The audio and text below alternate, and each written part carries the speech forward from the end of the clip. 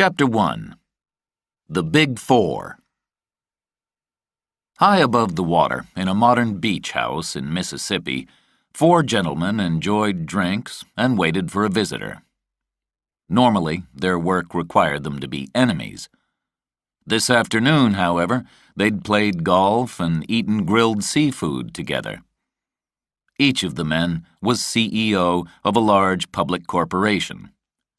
These corporations were extremely successful. The smallest had sales of $600 million, the largest $4 billion. Although they manufactured other things, their real profits came from cigarettes. The companies represented here were responsible for 98% of all cigarettes sold in the United States and Canada. The tobacco business was becoming more and more unpopular. The Big Four, as the four corporations were known in financial circles, were attacked by the public, the medical profession, and even some politicians. And now the lawyers were pursuing them. The survivors of dead smokers were suing them, claiming that cigarettes caused lung cancer. There had been 16 trials. Until now, the tobacco companies had managed to win every case. But the pressure was increasing. If they lost a single one, they'd face possible claims from millions of people. To help fight these court cases, the Big Four had put together a sum of money called the Fund. The Fund was a secret. Officially, it didn't exist. The money in it was used to hire the best defense lawyers for the trials. It paid for well-spoken experts to help persuade people that cigarette smoking didn't necessarily kill you, and the cleverest jury consultants. Before a trial, the jury consultant's job was to find out all they could about possible jurors, so they could predict whether they might be sympathetic to the tobacco company's case or not. The fund was managed by a man called Rankin Fitch. The four CEOs disliked him, but they listened to what he said and, when necessary, obeyed the instructions he gave. He'd directed 8 trials without a loss. Now they were waiting for him to arrive to tell them about the latest trial, Wood versus Pinex. Pinex was the third largest of the Big Four. Its CEO was D. Martin Jankel. "Fitch is here." The four men each reached for their drinks as Fitch walked into the room. He was a big man in a dark suit. He looked important. An assistant handed him a glass of water, and he waved away a plate of seafood. "A brief summary, gentlemen. At the moment, the entire defense team is working non-stop, and this will continue through the weekend. Investigations into possible jurors are on schedule. Trial lawyers are ready, witnesses are prepared, all our experts are already in town." "What about the jurors?" asked Jankel. It was his corporation's lawsuit, and so he was the most nervous. "One problem juror can be poison." "I'm aware of that," Fitch replied coldly. "I assume the plaintiff's lawyers are ready?" asked another CEO. "Safe assumption," said Fitch. This latest challenge to the tobacco companies had been organized carefully. There were 8 lawyers at the last count, financed by 8 of the largest law firms in the country, who'd each contributed $1 million. The lawyers had picked the plaintiff, the widow of a man named Jacob L. Wood. They'd picked the place, on the Mississippi coast, because juries in Biloxi could be generous in this kind of case. They were even lucky with the judge, the Honorable Frederick Harkin. He'd previously been a plaintiff's lawyer.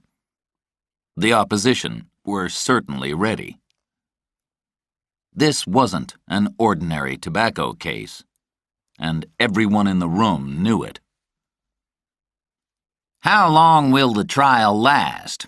Jankel finally asked. 4 to 6 weeks. Jury selection goes fast here, replied Fitch. How long should we stay in town? I don't care. You can leave now, or you can wait until the jury is picked. You all have big jets. If I need you, I can find you.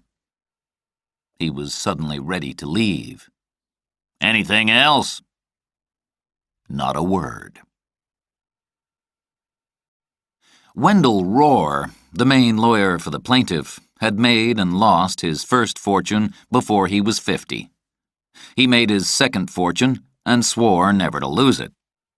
His energies were directed at suing American corporations on behalf of injured people. He'd met Celeste Wood, widow of Jacob Wood, through a young lawyer.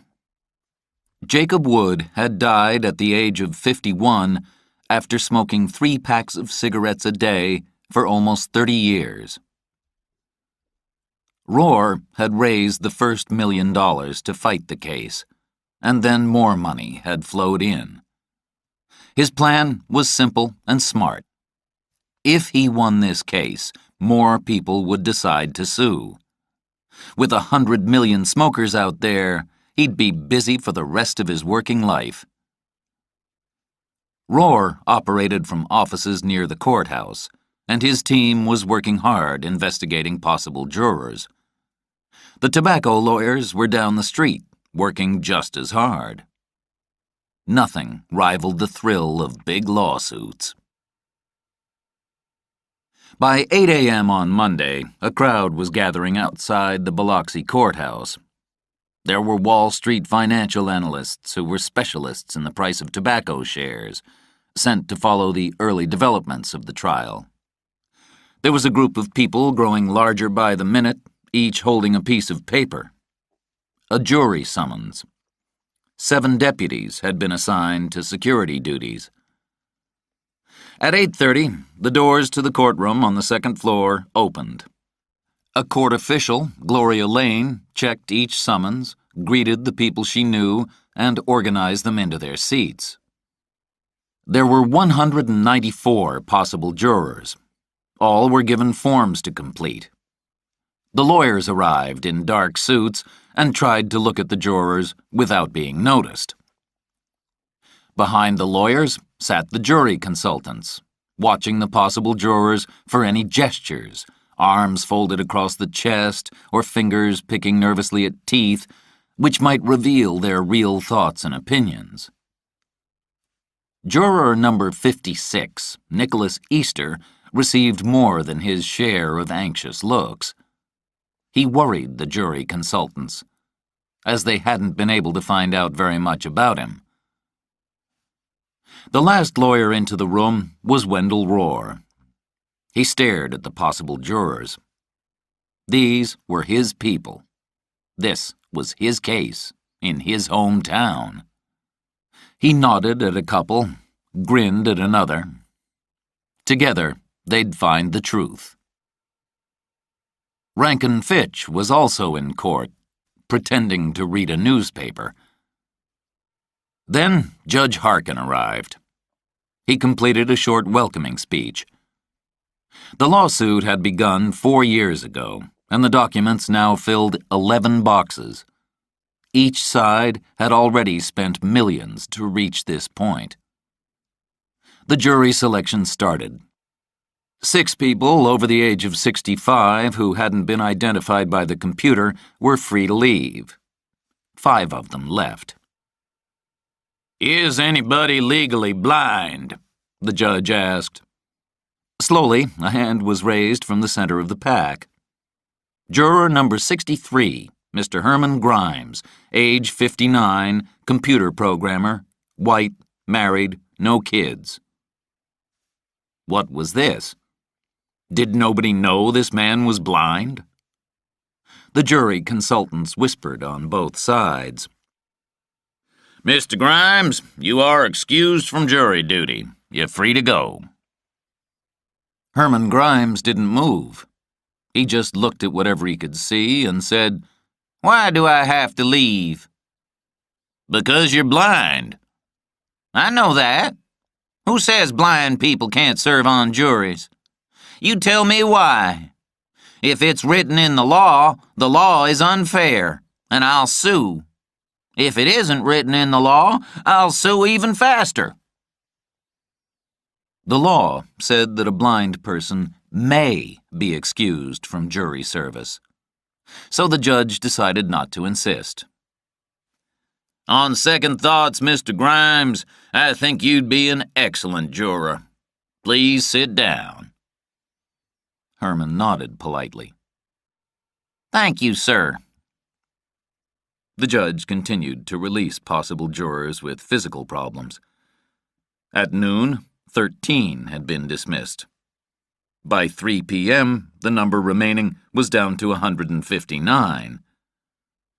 Then the group were asked about any non-medical problems. 11 more were dismissed, and another form was given out with instructions to the jurors that they should complete it by 9 the next morning. The form included questions like, do you smoke cigarettes? Do you want to stop?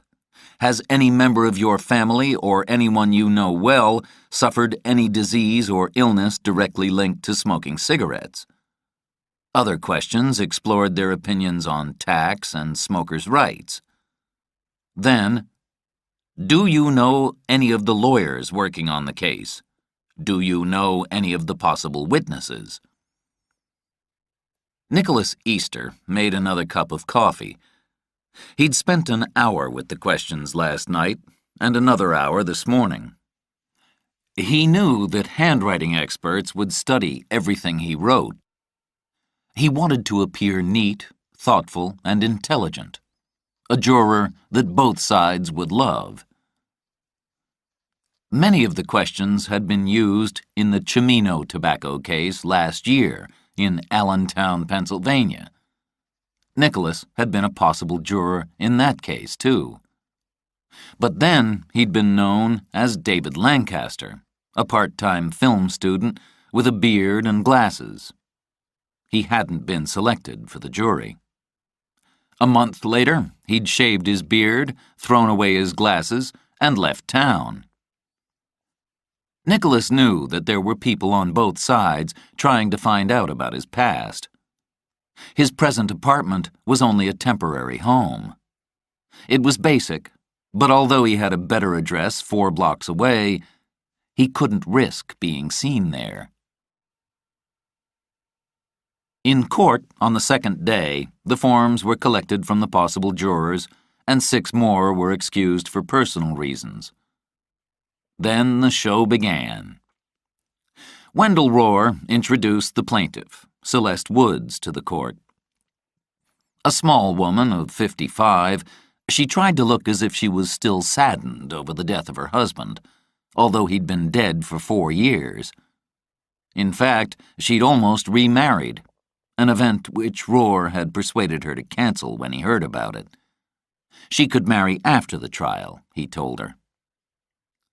Rohr started questioning the possible jurors about their previous jury service and their opinions on the rights of victims and the price of insurance. The jury had a lunch break. Gloria Lane and her staff handed out box lunches to the lawyers, containing thin sandwiches and red apples. This was going to be a working lunch for them. Outside the courtroom, forms were being analyzed by the jury consultants, and the results were being fed into computers. After 3 hours' discussion with the lawyers, the judge removed another 31 names. The group was down to 111. The following morning, it was the turn of the main lawyer for Pinex, Durwood Cable, senior partner for Whitney and Cable and White.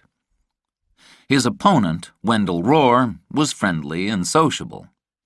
Cable, on the other hand, seemed quieter. He talked slowly, but his gray eyes missed nothing. My name is Durwood Cable, and I represent Pinex, a company that has been making cigarettes for 90 years. There, he wasn't ashamed of it. He did an expert job of persuading his audience that his client was almost likable Cable then talked about the freedom to choose whether to smoke cigarettes or not. He asked a lot of questions, got a few responses, and finished at noon, in time for a quick lunch. Before 3 o'clock, the lawyers on both sides had to agree on the final jury selection. According to the rules, each side could ask for a number of strikes, which meant that a possible juror could be dismissed for no reason. Because of the importance of this case, Judge Harkin had granted each side the right to do this 10 times, instead of the usual 4. The process started. Out of the first 30 names, 10 were selected. Finally, the jury was complete, and Nicholas Easter had become the 11th juror for Wood versus Pinex. When the courtroom was opened at 3, Judge Harkin called out the names of the chosen 12. Nicholas, 27, was the second youngest juror. There were 9 whites, 3 blacks, 7 women, 5 men, 1 blind. In the corner of the jury box, there were 3 extra jurors. These would replace any member of the jury who had to leave the jury for some reason. The judge forbade the jurors from discussing the case with anyone, and, with a pleasant smile, dismissed them for the night. Chapter 2. The Case Opens. At 8:30 in the morning, Nicholas slipped through the unlocked back door of the courthouse and went up to the second floor. He knew the building well. 3 weeks earlier, unnoticed, when there was no one around, he'd explored the area around the courtroom, including the judge's chambers, the witness rooms, and, of course, the jury room. He went there now and found Lou Dell sitting outside the room, reading a romantic novel. Good morning. Can I help you? Her entire face was one large smile. Nicholas Easter, he said, as he reached for her outstretched hand. She found his name on her paperwork. Welcome to the jury room. Is this your first trial? Yes. Come on, she said, pulling him into the room. Coffee and cakes are over here. I made these cookies myself. Nicholas poured black coffee into a plastic cup. There was a list of instructions for the jurors from Judge Harkin, including the order that they couldn't discuss the case with anyone. They couldn't even discuss the case with each other until instructed by the judge. Nicholas signed the list at the bottom, as requested. The door opened with a kick, and Mr. Herman Grimes entered with his walking stick tapping along in front of him. His wife was close behind, describing the room to him under her breath. Nicholas introduced himself. "My favorite uncle's blind," Nicholas said. "I'd consider it an honor if you'd allow me to assist you during the trial." "Thank you," said Herman after a brief pause. "Thank you, sir," his wife said. At 10 o'clock, Judge Harkin looked around the crowded courtroom and decided that everyone was in place. "Bring in the jury," he said. The jurors walked in. "Good morning," said the judge. "Do we have a foreman?" "It's me, Your Honor," Herman Grimes said. The lawyers and jury consultants for the defense were worried by this choice of foreman, but their expressions remained warm and positive. Nicholas Easter looked cautiously around the courtroom. On the second row, behind the defense, Rankin Fitch sat, trying to look uninterested in the jury, but Nicholas knew better. Fitch missed nothing. 14 months earlier, Nicholas had seen him in the Cimino courtroom in Allentown, Pennsylvania. Nicholas knew that Fitch would have investigated his background and found that some of what he'd said wasn't true. There were also small groups of people whom Nicholas was certain were the jury consultants. The selecting was done, so now they moved to the next phase: watching. They listened to every word spoken by every witness and predicted how the jury would react. If a witness seemed to make a bad impression on the jury, they could be removed, sent home, and replaced by another witness. After a sign from the judge, Wendell Rohr started his opening statement. He told the jury that he'd prove that Mr. Jacob Wood, a fine fellow, developed lung cancer after smoking cigarettes for almost 30 years. The cigarettes killed him. How could they prove that cigarettes caused lung cancer? They'd bring along cancer experts and talk to people who used to work in the tobacco industry. Rohr finished in 50 minutes, smiled, and sat down. Durwood Cable, for the defense, spoke for under 30 minutes. He calmly assured the jurors that Pinex had its own experts who would clearly explain that cigarettes don't cause lung cancer. Cable spoke without notes, looking carefully into the eyes of each juror. His voice and stare were honest. You wanted to believe this man. The first crisis occurred at lunch. Judge Harkin announced the noon break at 12:10, and the jurors left the court. Lou Dell took them to the jury room. "Just have a seat," she said, "and lunch will be here in a moment."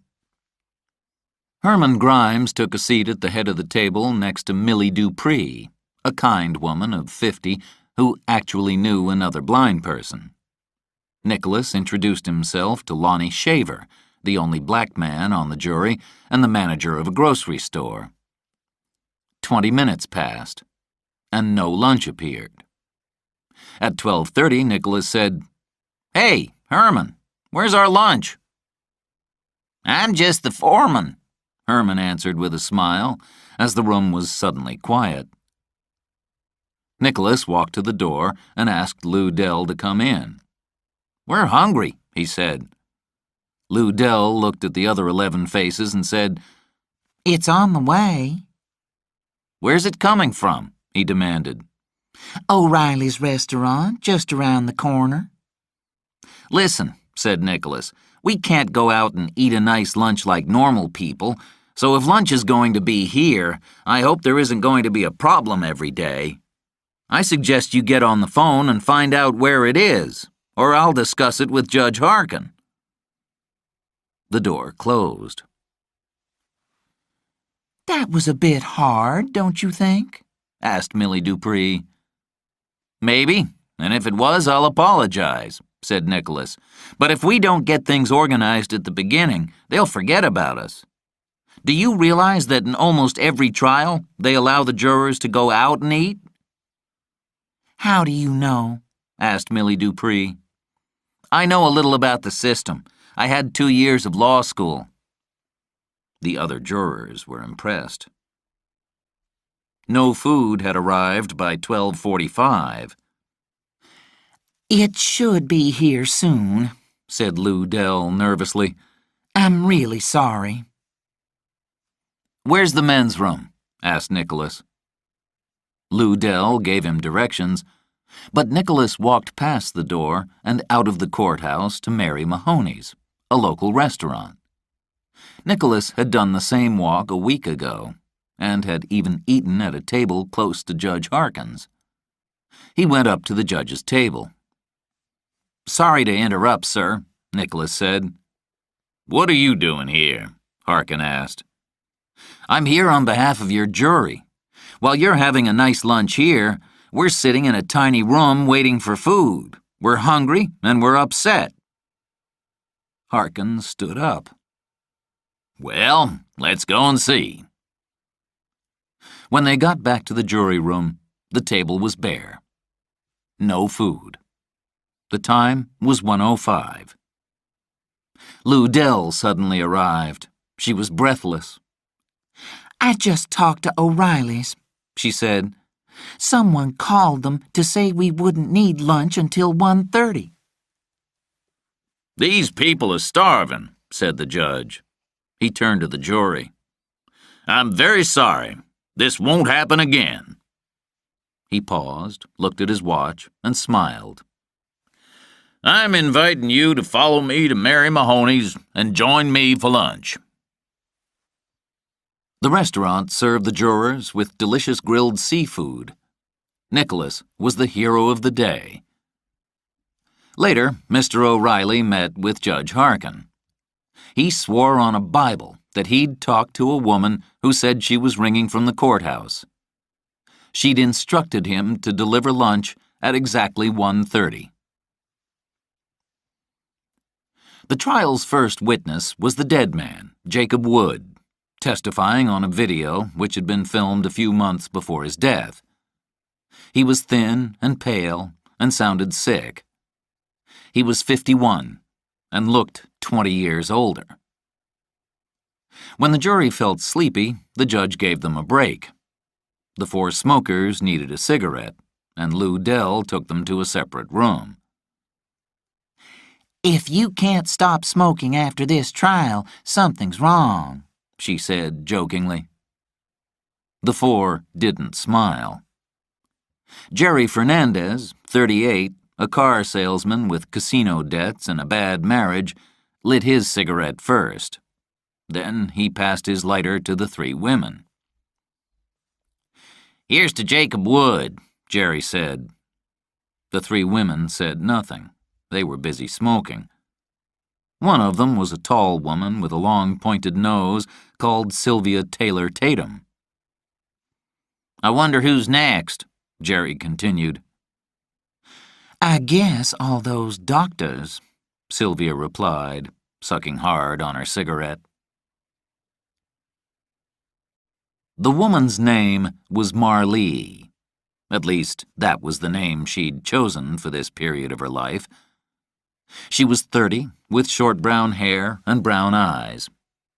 She'd been in the courtroom before, and she knew her way around. She sat in the back row, and just before the judge arrived, she asked one of the deputies to deliver a letter to Rankin Fitch. Fitch was surprised to see his name on the envelope. No one knew his name, except his employees and clients. He read the note. "Dear Mr. Fitch, tomorrow, juror number 2, Easter, will wear a gray and red sweater, white socks, and brown leather shoes." Fitch went up to the deputy who was standing by the courtroom door. "Who gave you this?" "A woman. I don't know her name." Fitch questioned the deputy about her appearance and voice. With Jose, his driver, he looked around the first floor of the courthouse. Then, as if they were just enjoying some fresh air, the two men walked around the outside of the courthouse. Who was she? And what was going on? Fitch had thought about entering Easter's apartment before, but now he knew it was necessary. He sent Jose and another man, Doyle, to the apartment building while Easter was in court. Inside, Doyle photographed the apartment. He was there for no more than 10 minutes. Nicholas left the courthouse on foot and stopped at O'Reilly's for some food. He was certain he was being followed. When he got to his apartment, he entered a 4-number code on the door before he unlocked it. He went to his computer and found that an illegal entry had occurred at 4:52 p.m. The secret camera, hidden above the refrigerator, had filmed Doyle. Nicholas watched the video and stared at Doyle's face. He'd never seen him before. Nicholas smiled as he saw Doyle looking at his computer.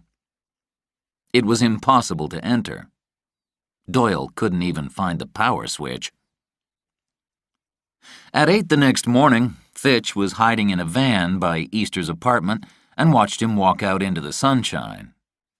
Fitch looked out of the van window. "I don't believe it." Gray and red sweater, white socks, brown shoes. Fitch went straight to his office. "We have to find the girl," he said. "She has something for us." His office was in the back of an empty store. No one noticed the place, and it was just a short walk from the courthouse.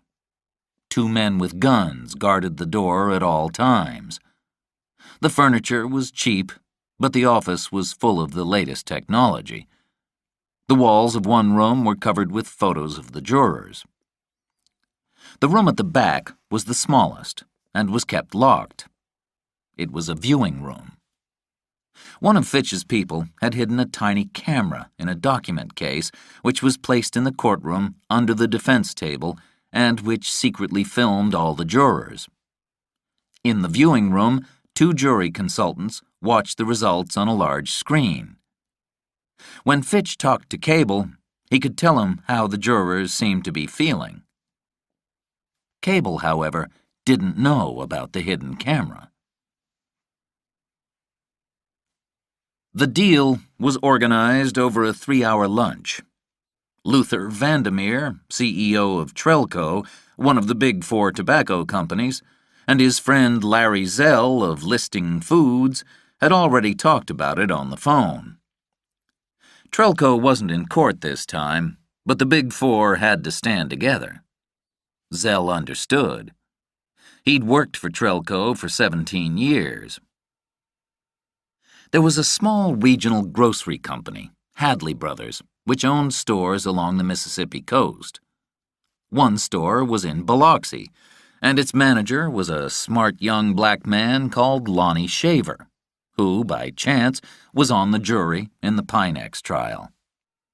Vandermeer wanted one of Listing Foods' divisions, Superhouse, a much larger group of grocery stores, to purchase Hadley Brothers. It would be a small deal, and nothing could go wrong. Listing and Trelco were totally independent of each other, and Listing was already in the grocery store business. Later, of course, there would need to be a reorganization of the company, and pressure could be put on Lonnie Shaver to support the defense. They needed to act quickly. The trial was only due to last for 4 more weeks. Chapter 3. Lonnie Shaver's Opportunity. Easter made sure he was easy to follow over the weekend. On Saturday, he worked all day selling computers, then he returned to his apartment and didn't leave it. On Sunday, he drove to the harbor, where he met Jerry Fernandez. They left in a fishing boat with 2 others and returned 8.5 hours later with red faces, a can full of fish, and a boat full of empty beer cans. Fishing was the first hobby of Nicholas Easter that anyone had been able to discover. And Jerry was the first friend. There was no sign of the girl. She waited only until Monday morning, 30 minutes before the trial restarted. Fitch was in his office. An assistant, Conrad, said, "There's a phone call you might like to take." "Her name?" "She won't say." "Any idea how she got the number?" "No." "Are you tracing it?" "Yes. Give us a minute. Keep her on the line." Fitch lifted the telephone receiver. "Yes," he said as nicely as possible. "Is this Mr. Fitch?" she asked, quite pleasantly. "It is. And who is this?" "Marlee. In about 20 minutes, juror number 12, Fernandez, will walk into the courtroom holding a copy of Sports Illustrated, the October 12 issue." "I see," said Fitch. "Anything else?" "No, not now." Conrad raced in. "The call came from a payphone in Gulf Point, a convenience store." "What a surprise," said Fitch, as he grabbed his jacket and began straightening his tie. "I guess I'll run to court." In the jury room, Nicholas waited until the general conversation died down. He said loudly, "Well, did anyone get bribed or followed over the weekend?" There were a few laughs, but no confessions. "Why does the judge keep asking questions like that?" asked Millie Dupree. In similar cases, there have been some problems with the jurors, Nicholas explained. I don't think we should discuss this, Herman said. Why not? It's harmless. This isn't about evidence. This is about... He hesitated a second for effect, then continued. This is about trying to control the jury. Nicholas had the jurors' attention. There was a tobacco trial, very similar to this, in Quitman County, Mississippi, about 7 years ago. There was some pretty shocking behavior, before and during the trial. Judge Harkin is watching us carefully. Lots of people are watching us. Who? Asked Millie. Both sides, answered Nicholas. Both sides hire these jury consultants, and they come here to help pick the perfect jury. The perfect jury is one that will deliver the verdict that they want. They study us before we're selected. How do they do that? One of the jurors asked. Well, they photograph us, our apartments, our offices, and our kids. It's just legal, but it's close to being illegal. They might check our tax records and talk to our neighbors. All 11 jurors were listening, trying to remember if they'd seen any strangers hiding around street corners with cameras. Nicholas drank some coffee and continued. After the jury's been picked, it's a little different. Now they're only watching 15 people, the 12 jurors and the 3 extra jurors. Throughout the trial, each side will have jury consultants in the courtroom trying to read our reactions. They usually sit on the first 2 rows. They're well-dressed and they stare at us all the time. I thought those folks were newspaper reporters, said another juror, retired Colonel Frank Herrera. I hadn't noticed, said Herman Grimes. Everyone smiled. Watch them today, Nicholas said. In fact, I have a great idea. There's one woman who I'm almost positive is a jury consultant for the defense. Every morning since the trial began, she's been on the front row behind Durwood Cable. When we go out this morning, let's stare at her. All 12 of us. Even me? Herman asked. Yes, Herm, even you. Just turn to 10 o'clock and stare with the rest of us. Why are we playing games? Asked Sylvia Taylor Tatum. Why not? What else have we got to do for the next 8 hours? Let's do it while Judge Harkin is reminding us about all the rules. That always takes 10 minutes. Lou Dell came for them at 9. Nicholas held 2 magazines, one of which was Sports Illustrated. He walked beside Jerry Fernandez until they came to the courtroom, then said to his new friend, "Want something to read?" Jerry took the magazine. "Sure, thanks," he said. They walked through the door into the courtroom. Fitch knew Fernandez, juror number 12, would have the magazine, but the sight of it was still a shock. His surprise quickly turned to excitement. Marley was clearly working on the outside. Maybe there were 2 or 3 or 4 members of the jury who were plotting with her. It didn't matter how many jurors were involved. Fitch just wanted to make a deal. The jury consultant's name was Ginger. She'd sat through dozens of trials. She looked at the jury and waited for the judge to greet them, which he did. Most of the jurors nodded and smiled at the judge. Then all of them, including the blind man, turned and stared directly at her. She looked away. Judge Harkin continued asking the jurors one question after another, and he too quickly noticed that the jury were looking at the same person. They kept staring, all together. Nicholas found it difficult not to laugh. His luck was unbelievable. 2 rows behind Ginger sat Rankin Fitch. It was difficult to tell exactly who the jurors were staring at, Ginger or Fitch. Ginger certainly thought it was her. She found some notes to read. Fitch felt helpless as the 12 faces studied him. Judge Harkin finished his questions quickly. Thank you, ladies and gentlemen. Now we will continue with Dr. Milton Frick. After Dr. Frick had spoken, there was a short break as a new witness, Dr. Robert Bronsky, was called by Wendell Rohr. Fitch was in his office when the call came. "It's Marlee, line 4, Conrad whispered. Trace the call, Fitch ordered.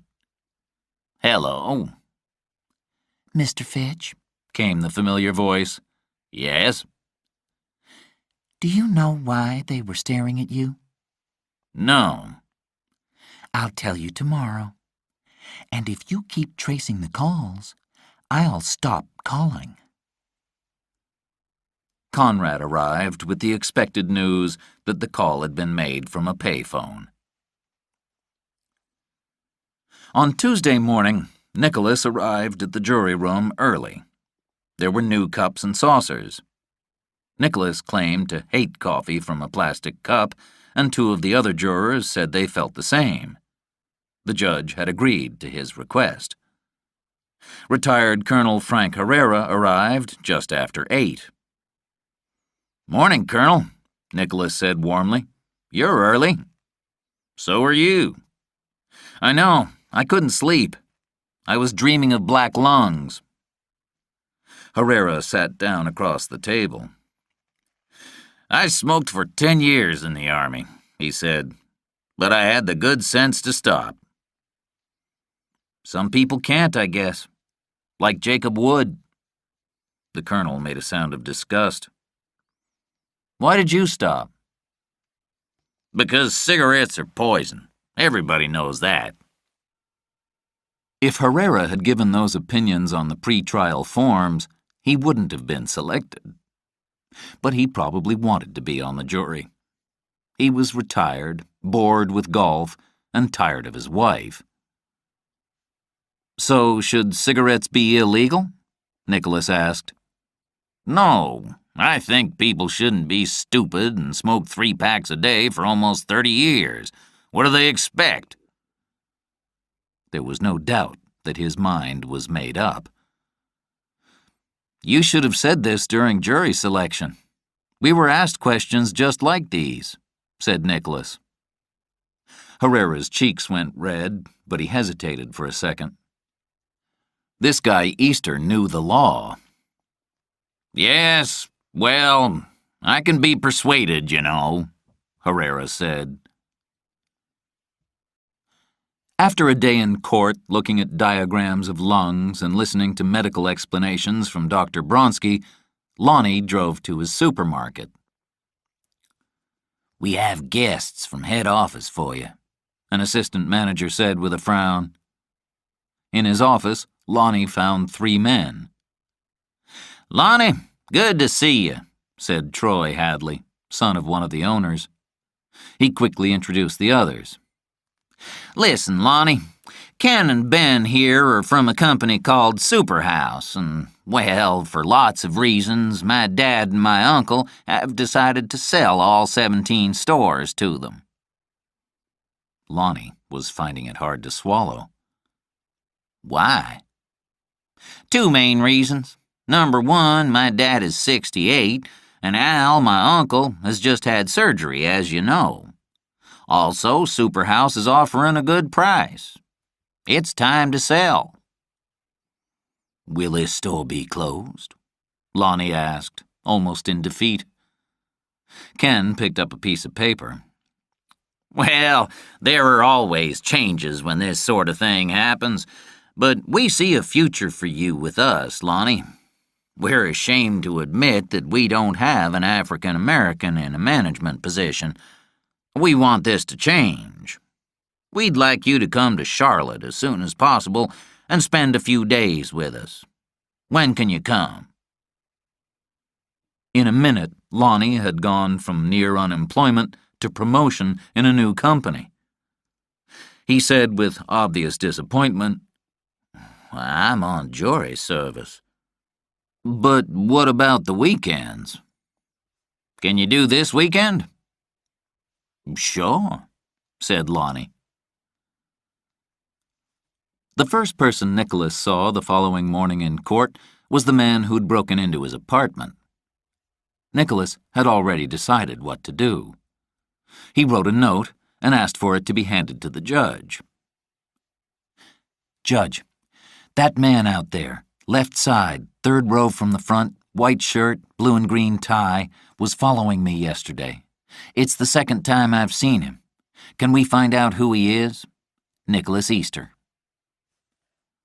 The judge called a 10-minute break and asked for Nicholas. "Now, where did you see this man?" Nicholas didn't mention the video, but told the judge that he'd seen the man a couple of times recently. The judge relaxed slightly. "Mr. Easter, have any of the other jurors mentioned anything like this?" "No, sir." "Will you tell me if they do? If there's something wrong, I need to know. You can send a note through Lou Dell."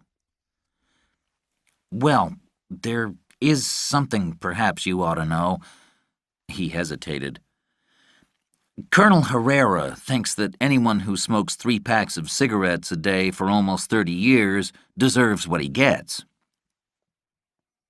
The judge digested this information.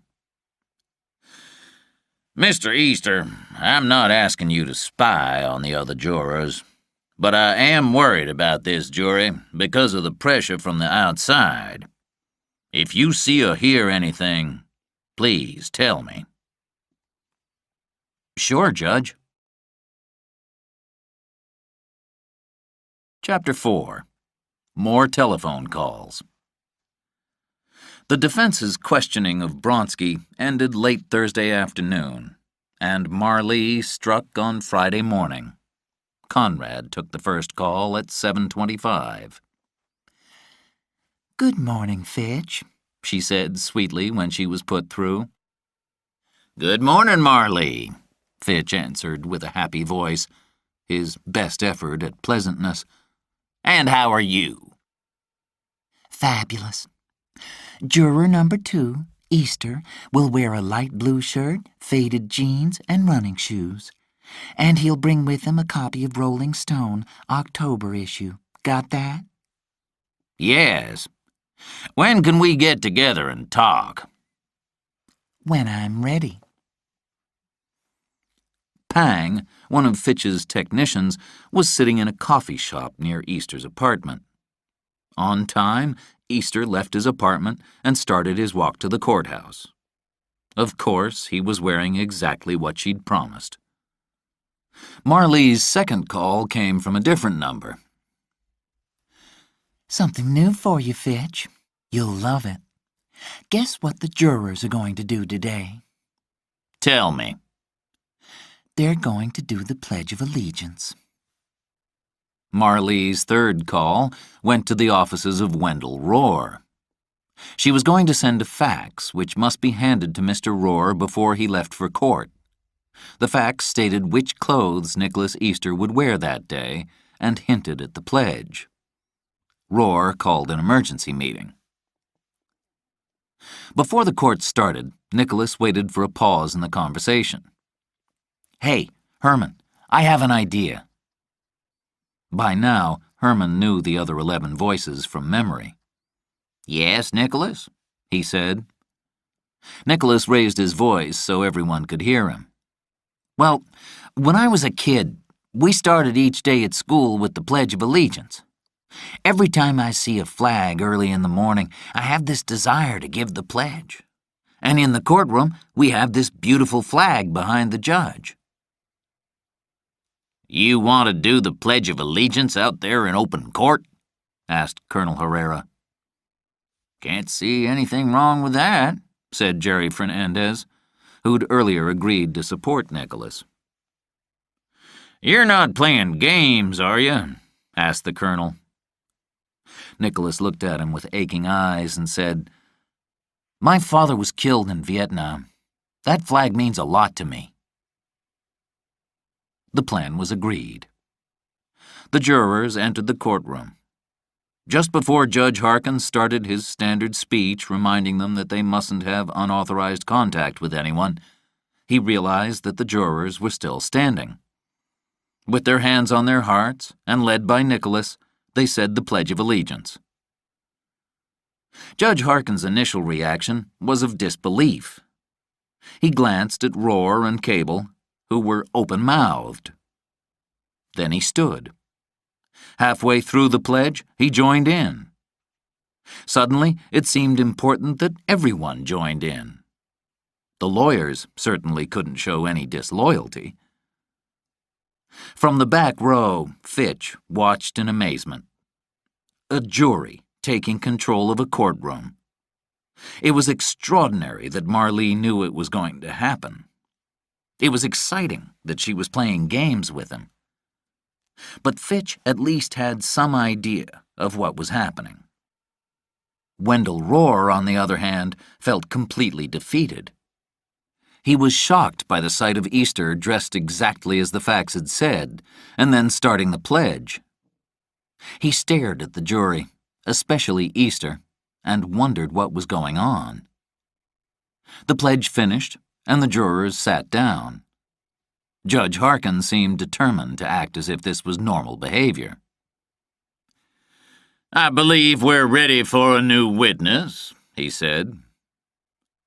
Rohr stood, still shocked, and said, "The plaintiff calls Dr. Hilo Kilvan." The next expert witness entered the courtroom. Lonnie was collected early Saturday morning by a company jet and was flown to Charlotte. Ken met him at the airport in a company van, and 15 minutes later they arrived at the Superhouse headquarters. Ken and Ben showed him around. They had coffee with George Teaker, the CEO, in his large office, and then Lonnie was shown a video about the company.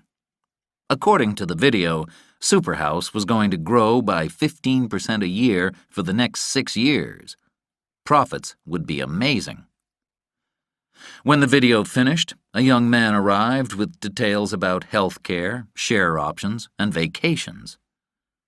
After lunch in a smart restaurant, there were more meetings and another video. By now, Lonnie needed some fresh air, and Ken suggested that they could go and play golf. Lonnie had never played golf before, a fact that Ken knew, but he suggested that they go and get some sunshine anyway.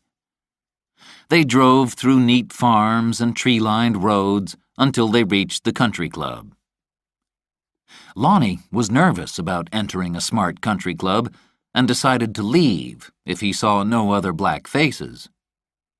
But George Teaker was in the club lounge with 2 black gentlemen.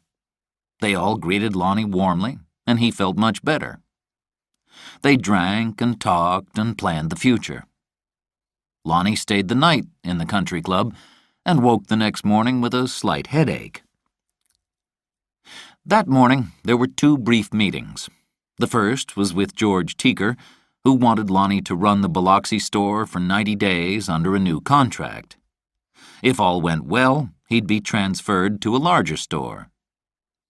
They were then joined by a lawyer, Taunton, who handed Lonnie a proposed contract of employment.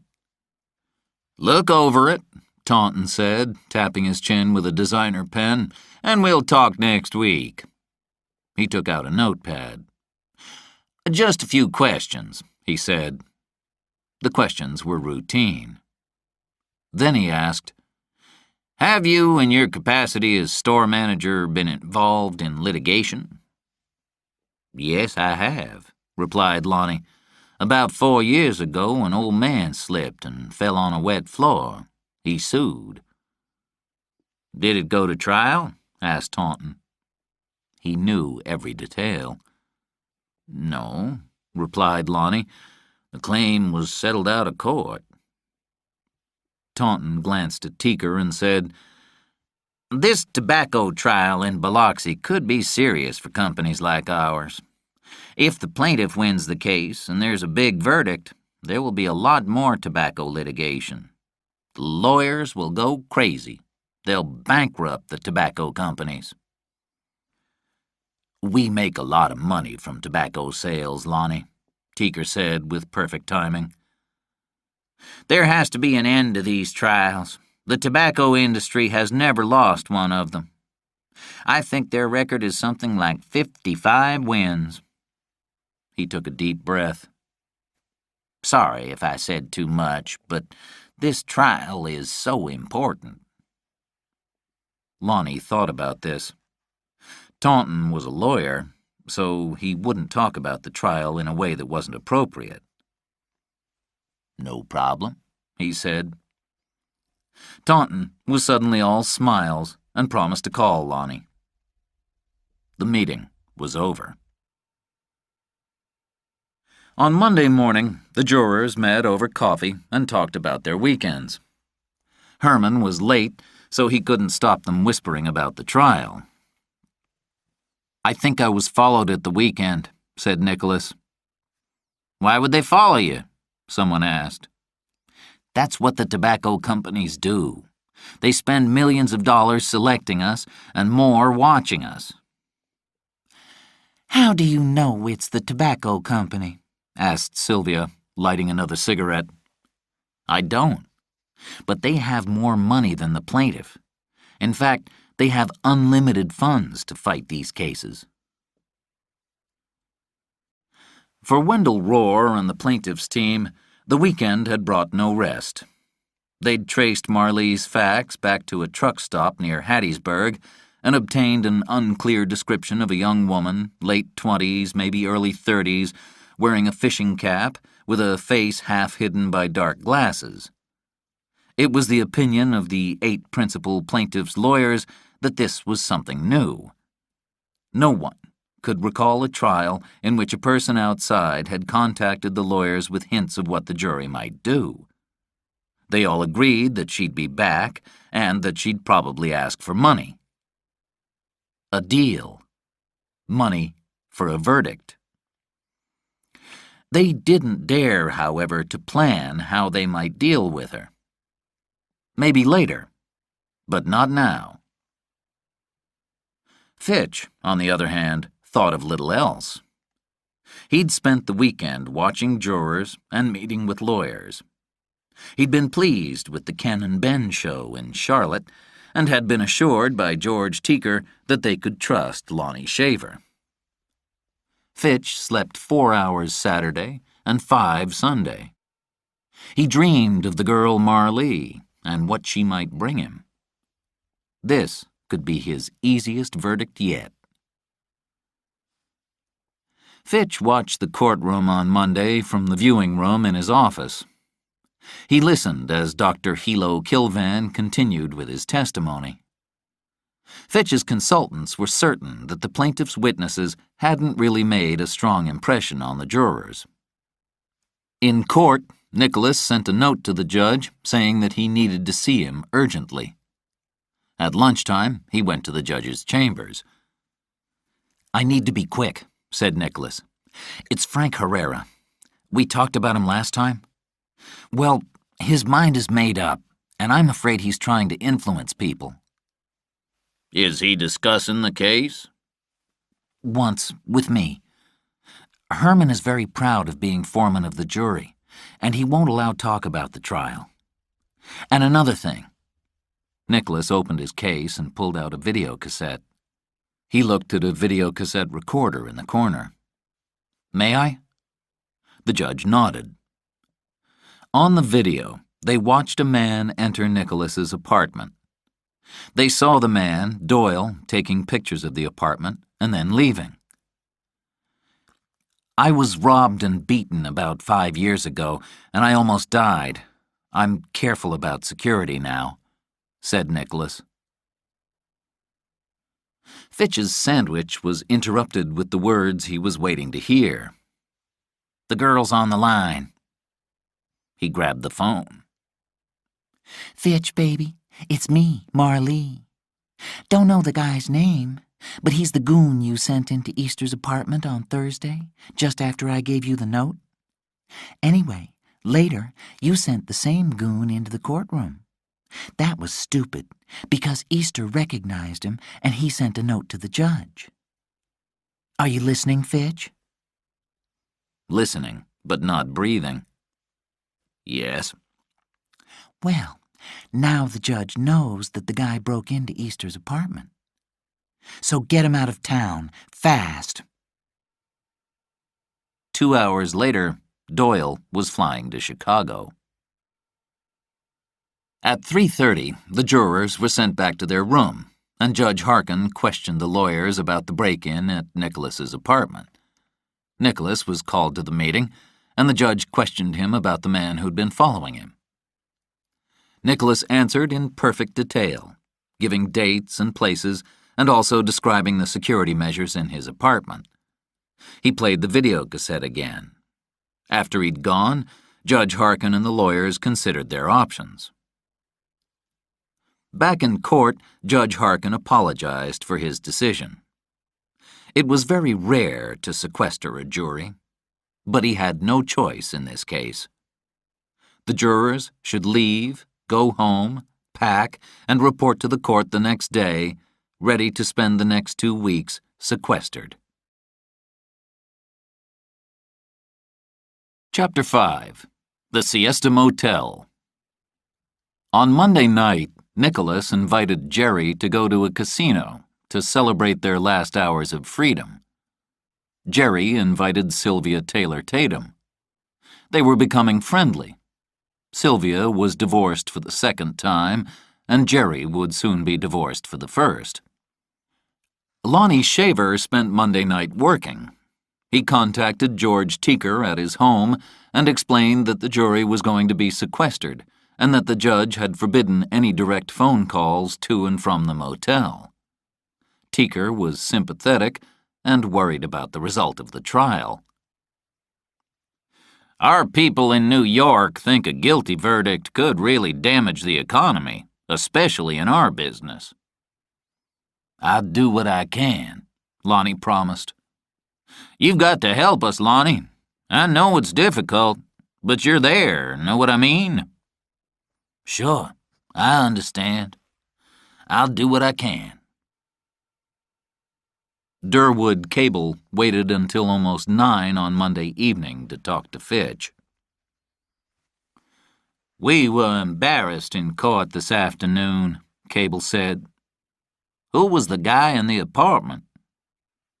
He wasn't one of my men. We have reason to believe that he was a goon employed by Rohr and his boys. Can you prove it? I don't have to prove a damn thing. And I don't have to answer any more questions. Your job is to win in court. I rarely lose. Fitch went to the door. I know, and you're doing a fine job, Cable. You just need a little help from the outside. Nicholas arrived first with 2 gym bags filled with clothes. Lou Dell and Willis, a deputy, were waiting outside the jury room to collect the bags and store them. It was 8:20 Tuesday morning. How do the bags get from here to the hotel? We'll take them over later, Willis said, but we have to inspect them first. No one's inspecting these bags. Judge's orders, said Lou Dell. I don't care what the judge has ordered. No one is inspecting my bags. Nicholas placed them in a corner and walked to the coffee pot. By 8:45, all 12 jurors were present, and the room was full of baggage that Nicholas had rescued and stored. He'd done a fine job of making the jury feel really angry about the question of their baggage. At 9, Lou Dell knocked on the door. It's time to go. The judge is ready for you. Tell the judge we're not coming out, said Nicholas. The courtroom was full on Tuesday morning, so many people witnessed Lou Dell whispering to the judge. He wondered what to do. His jury was on strike. The judge addressed the court. "Gentlemen, there is a small problem with the jury. I need to speak to them." When the judge knocked on the jury door, Nicholas opened it. "What's the problem?" asked the judge. "We don't think it fair that the deputies search our bags." "Why not? It's routine in all sequestration cases." "These are our personal possessions. We're not terrorists or drug smugglers.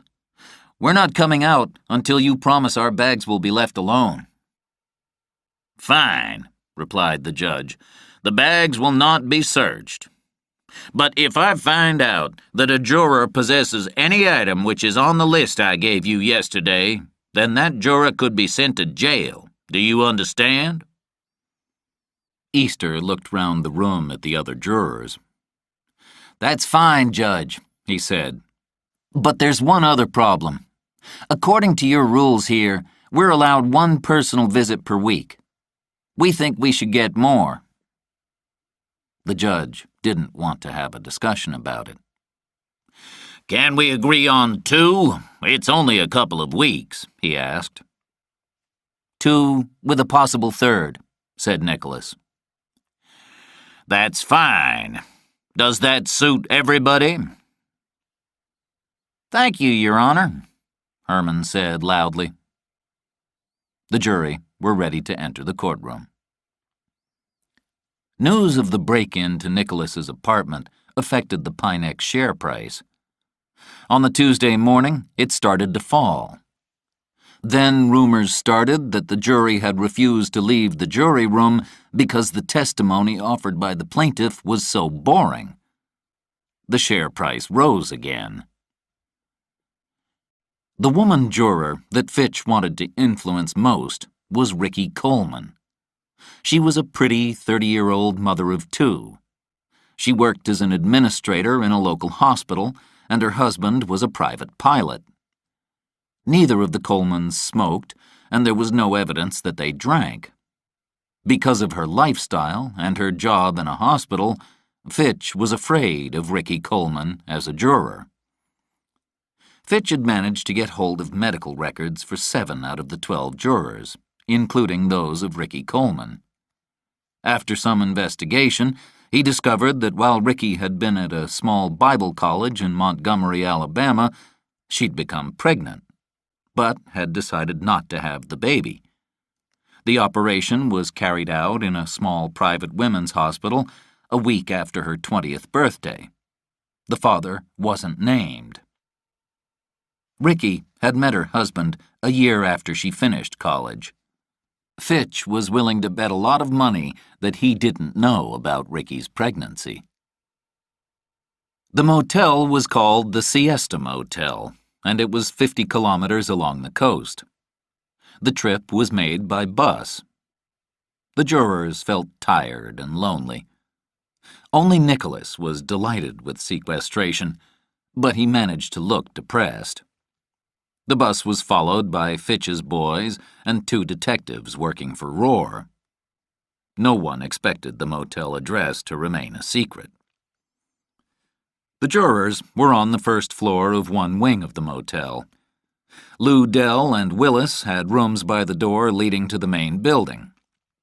Another deputy, Chuck, had a room at the other end of the hallway. The rooms had been assigned by Judge Harkin himself. The motel TVs only showed hotel movies, no news or other programs during sequestration. The telephones had been removed. A room at the end of the hall had been made into a sitting room for the jurors. It was quickly given the name of the party room. No one could leave the wing without authorization. The following morning over breakfast, the complaints started. "I don't understand why we can't have telephones," Nicholas said. "Why can't we have a cold beer?" asked Jerry. "I have a cold beer every night when I'm at home, maybe 2. The complaining increased until the jurors were ready to rebel. "We'd better get things sorted out now," said Nicholas seriously. We're going to be here for 2 weeks, maybe 3. I say we talk to Judge Harkin." Judge Harkin was in his chambers with the lawyers when Gloria Lane entered. "We have another problem with the jury. They're at the motel, and they're not coming until they can talk to you." The judge gave a false smile. "Let's go and see them." Conrad took the first call at 8:02. She didn't want to talk to Fitch. She just wanted to leave a message that the jury were upset and not leaving the motel until the judge had seen them. At 8:09, she called again and gave Conrad the information that Easter would be wearing a dark shirt over a brown T-shirt and red socks. At 8:12, she called again and asked to speak to Fitch. "Good morning, Fitch," she said. "Good morning, Marlee." "Do you know the St. Regis Hotel in New Orleans?" No. "It's on Canal Street. There's an open-air bar on the roof. Meet me there at 7 tonight." "Fine." "And come alone. I'll watch you enter the hotel, and if you bring friends, the meeting's off. And if you attempt to trail me, I'll disappear." Judge Harkin, Cable, and Rohr were met at the front desk of the motel by Lou Dell, who was scared. She led them to the party room. After a few uncertain hellos, the judge said, "I'm a little disturbed by this." Nicholas Easter replied, "We're not in the mood to take any criticism." He'd written down a list of their complaints. The judge had to agree. Beer would be no problem. Newspapers would be allowed after they'd been checked. Phone calls were possible. Television was allowed if they promised not to watch the local news. The judge asked for a no-strike guarantee in the future, but Easter wouldn't promise anything. On the news of a second strike, Pinex shares moved down 2 points, but later recovered. The St. Regis Hotel was watched by Fitch's people from the afternoon, but there was no sign of the girl. Just before 7, Fitch went up in the elevator to the roof and sat down. Several of his people were there at different tables. At 7:30, she appeared from nowhere. She was very pretty, and Fitch guessed her age to be between 28 and 32. The waiter asked if she wanted something to drink. He'd been bribed to remove anything she touched with her fingers. Glasses, plates, anything. He wouldn't get the chance. "Are you hungry?" Fitch asked. "No, I'm in a hurry. If I stay, your goons can take more photos." "So why are we here?" "One meeting leads to another." "And where do all the meetings lead us?" "To a verdict." "For a fee, I'm sure." "Let's not talk about money now, okay?" They talked briefly about some of the jurors. Fitch found out little about Marlee's real identity or her relationship with Nicholas Easter. As soon as Marlee had left, Fitch ordered his people to go after her. When she was nearly back home in Biloxi, Marlee told the police that she was being followed. 2 of Fitch's goons were arrested. Later that evening, Nicholas slipped out of the motel and met Marlee, who told him all about her trip to New Orleans. Wendell Rohr thought the court was tired of listening to scientists talk about lung cancer and smoking. So, on Thursday morning, he called Lawrence Krigler as his next witness. Lawrence Krigler had worked for Pinex. He'd left in the middle of a lawsuit with the company. He'd sued Pinex and they'd sued him, which had been settled out of court. While he was there, he did research on the possibility of growing an experimental tobacco leaf which contained much less nicotine. But the company wasn't interested. Nicotine was addictive. More nicotine meant more smokers, which meant more sales and more profits. It was an important moment in the trial. Everyone was listening carefully. Over lunch, the jury were silent. Did they really hear right? Did tobacco companies keep nicotine levels high so people became addicted? In the afternoon, Cable tried to introduce a lot of details into Krigler's testimony to confuse the jury. But during coffee, Nicholas explained to them what Cable was doing. By the end of Thursday, the price of Pinex shares was down. Krigler was quickly flown out of Biloxi by Rohr's security people. Pinex had paid him $300,000 out of court just to get rid of him. They wanted him to agree never to testify in trials. He refused, and so his life would always be in danger. Chapter 6.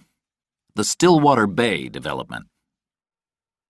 Millie Dupree's husband, Hoppy, owned a struggling real estate agency in Biloxi. He worked hard with the little business that came his way. Somehow, he took care of his family, his wife, Millie, and their 5 kids. Just before 6 on Thursday, a well-dressed young businessman entered the office and asked for Mr. Dupree. His business card showed him to be Todd Ringwald of KLX Property Group from Las Vegas, Nevada. His company liked to work with smaller companies, he said, and Hoppy had been highly recommended.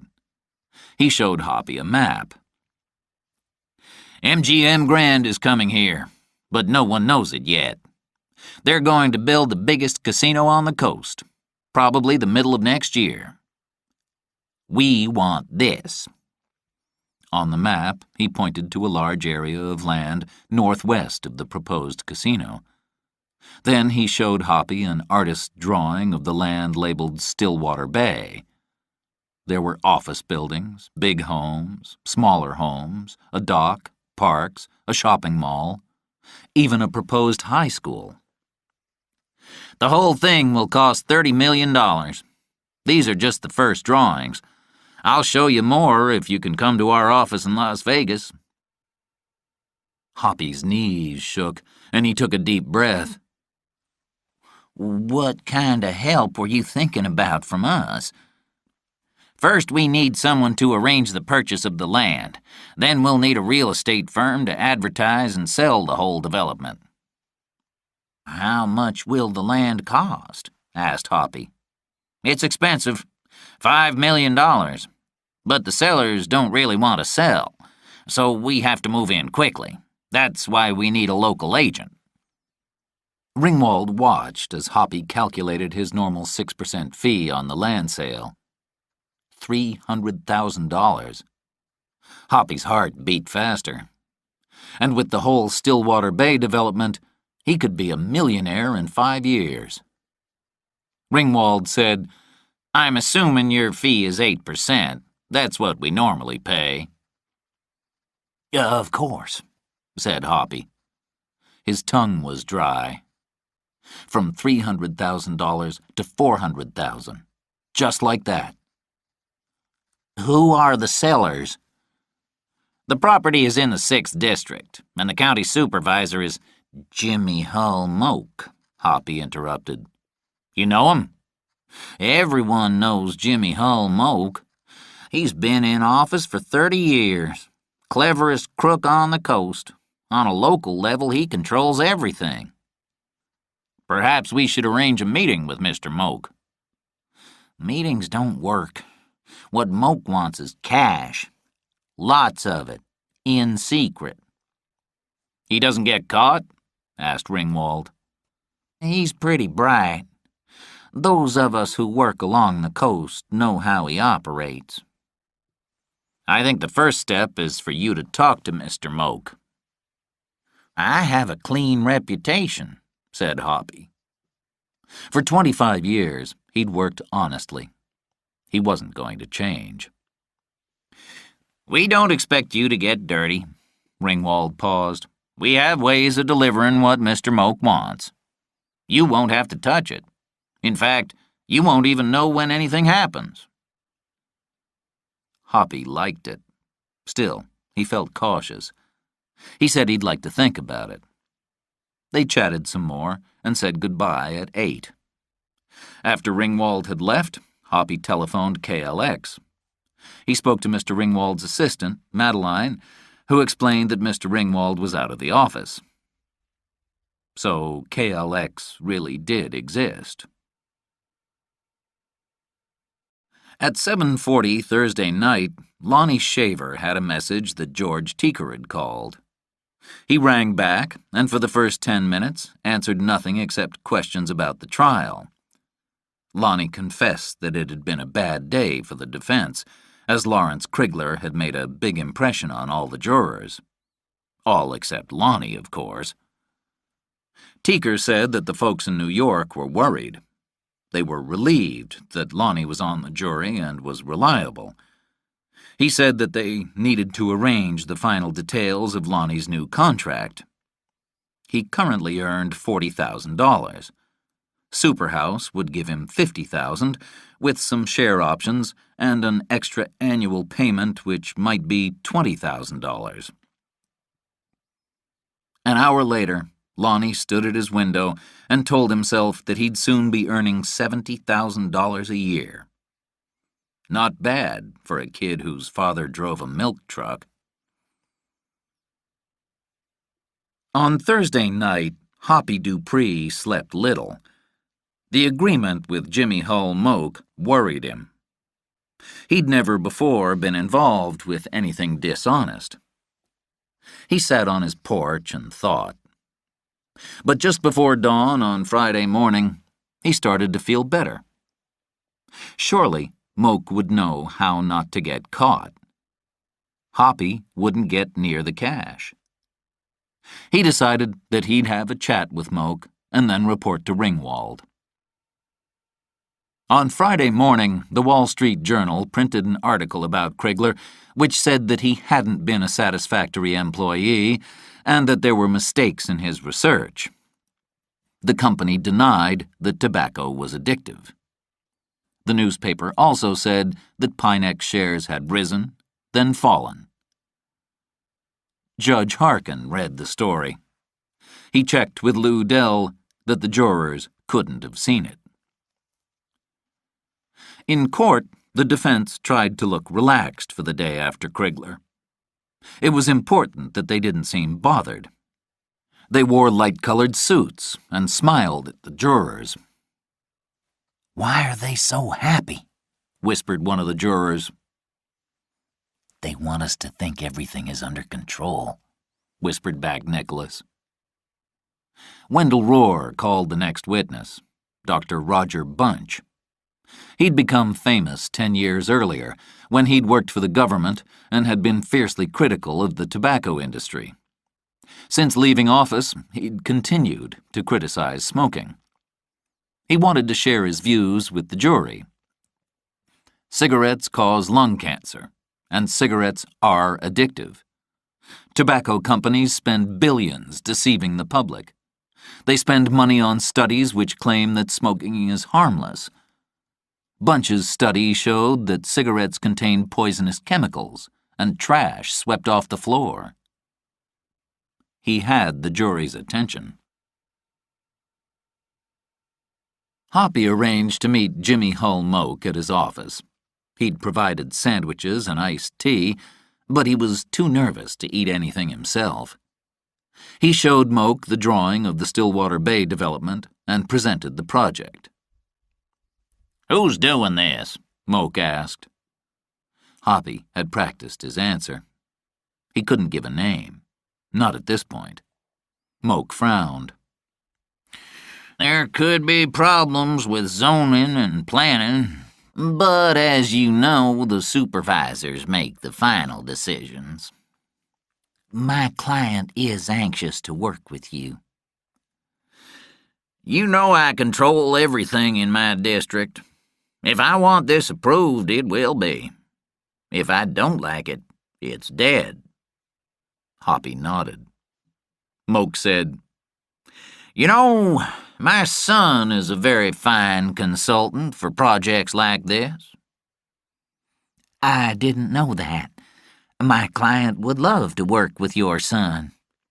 Ringwald wanted Hoppy to find out what Moke wanted. How much might he charge for his services? $100,000. Hoppy didn't show any emotion. KLX had said the deal might cost up to $200,000. A penny less than that, and I'll kill the deal with one phone call. I need to make a phone call, Hoppy said. He walked into the front room and rang Ringwald. He returned to his office. It's okay, he said slowly. My client will pay. It felt good to arrange this deal. KLX on one side, Moke on the other, and Hoppy in the middle, with no involvement. On Friday afternoon, Fitch didn't attend the trial. Instead, he continued to study the jury file from the Cimino case, which he'd received 3 days earlier. 300 possible jurors had received a summons. One of them was a young man called David Lancaster. There was nothing strange in his file, except a note saying that when he appeared on the first day, there was no record of his summons being issued. But he was able to show the relevant papers. One of the jury consultants had noticed that Lancaster seemed anxious to be on the jury. However, he wasn't selected. Fitch had learned that David Lancaster had disappeared from Allentown a month after the trial. By Wednesday night, Fitch was almost certain that David Lancaster was Nicholas Easter. Carl Nussman, Fitch's chief jury consultant, had looked through the papers of another tobacco trial in Oklahoma. One of the possible jurors there was a young white male called Perry Hirsch. He was almost selected for the jury, but missed it at the last moment. Soon afterward, he left town. Again, no one knew anything about him. Fitch and his staff stared at the photos of Hirsch, Lancaster, and Easter. The three faces were of the same person. After lunch, a handwriting expert analyzed their writing.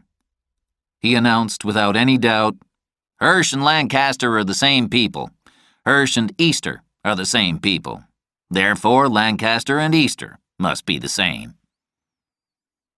All three are the same, said Fitch slowly. That's correct. And he's very, very bright.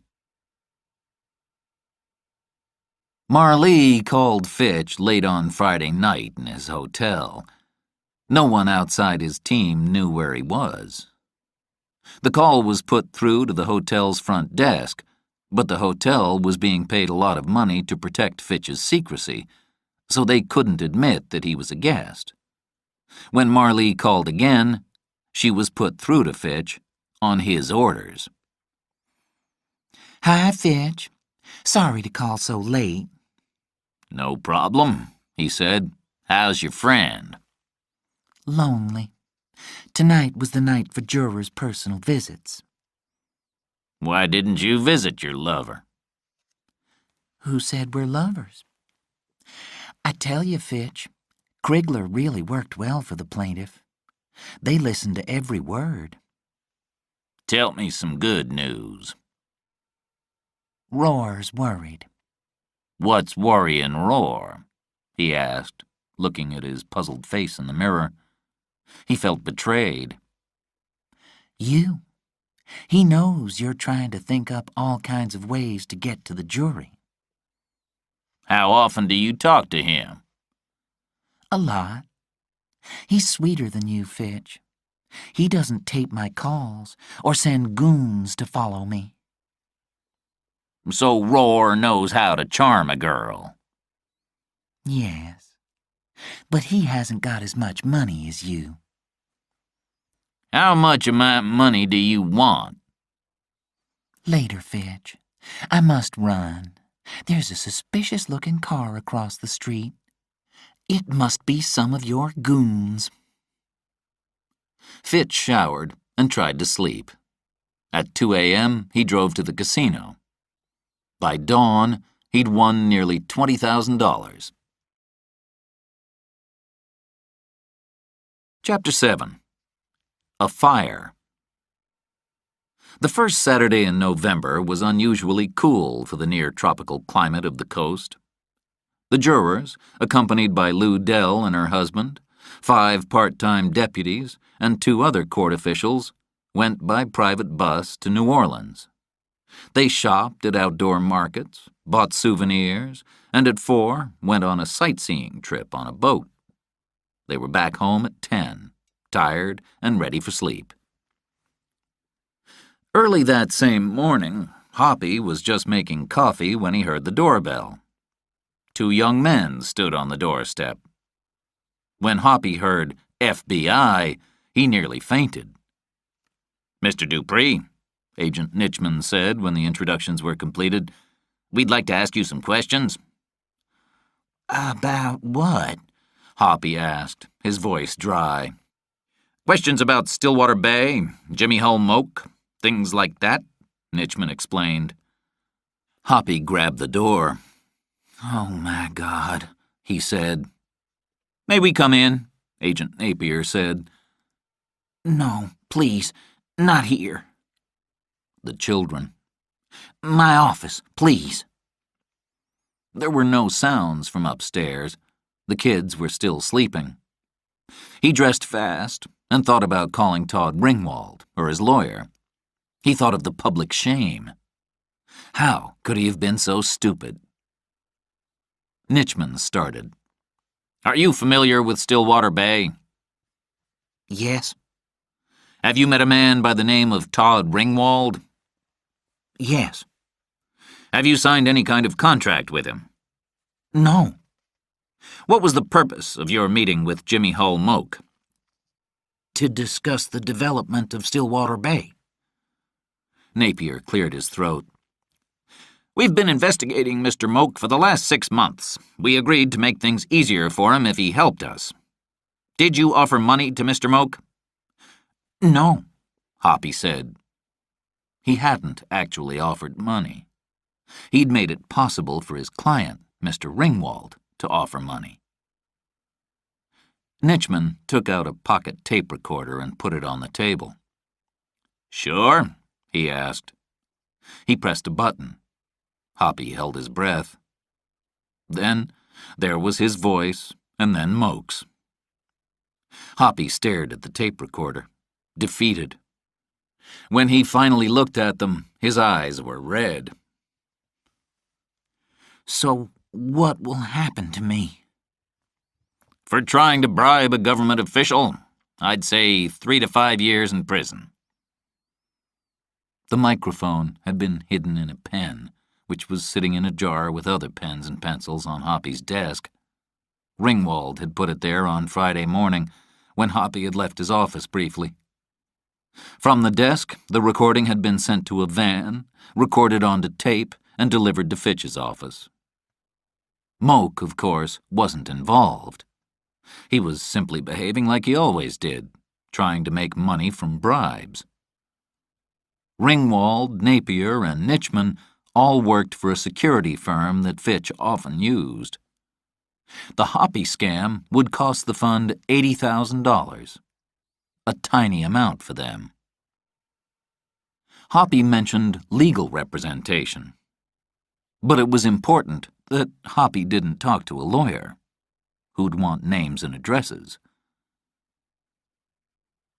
"We know you're not a crook," Nitchman said softly.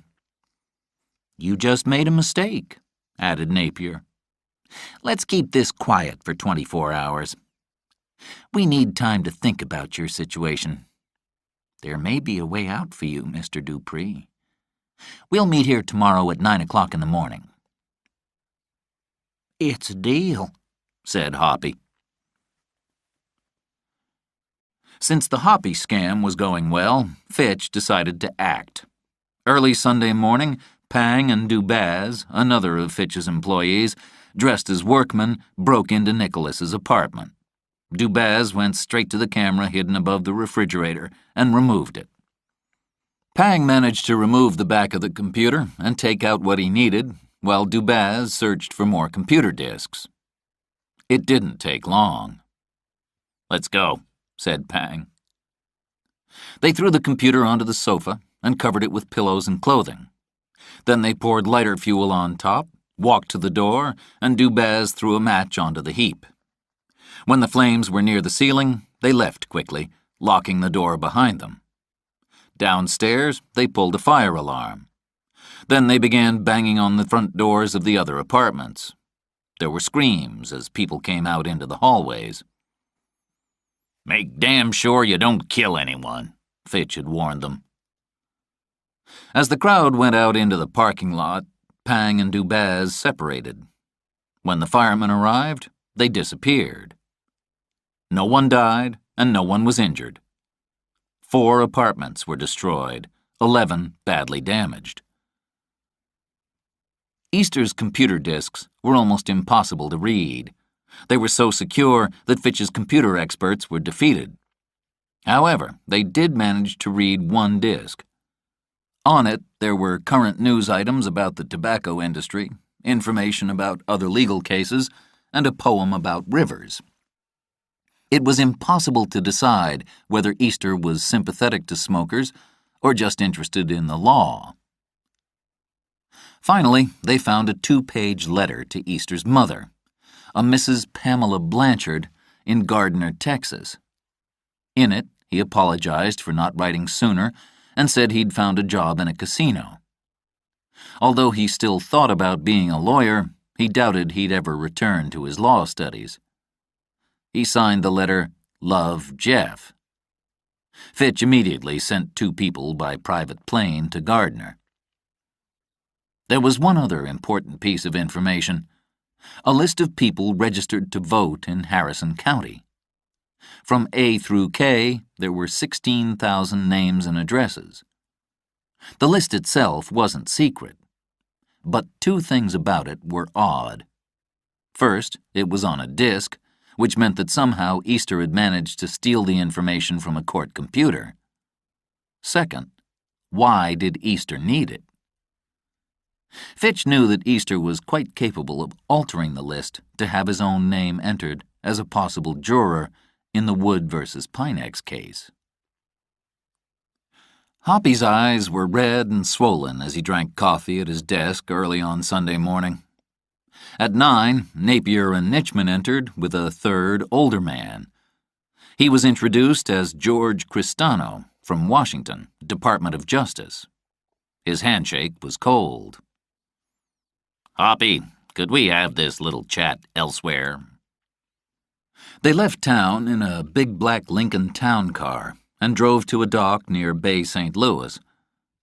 Hoppy followed Cristano onto a boat named Afternoon Delight. "Sit down, Hoppy," said Cristano. The boat rocked slightly. Cristano sat opposite Hoppy. "I'll be brief. We have a deal for you, which means that you can walk away. No arrest, no trial, and no prison. In fact, Hoppy, no one will ever know." "I'm listening," interrupted Hoppy. "This deal has nothing to do with the law. It's political.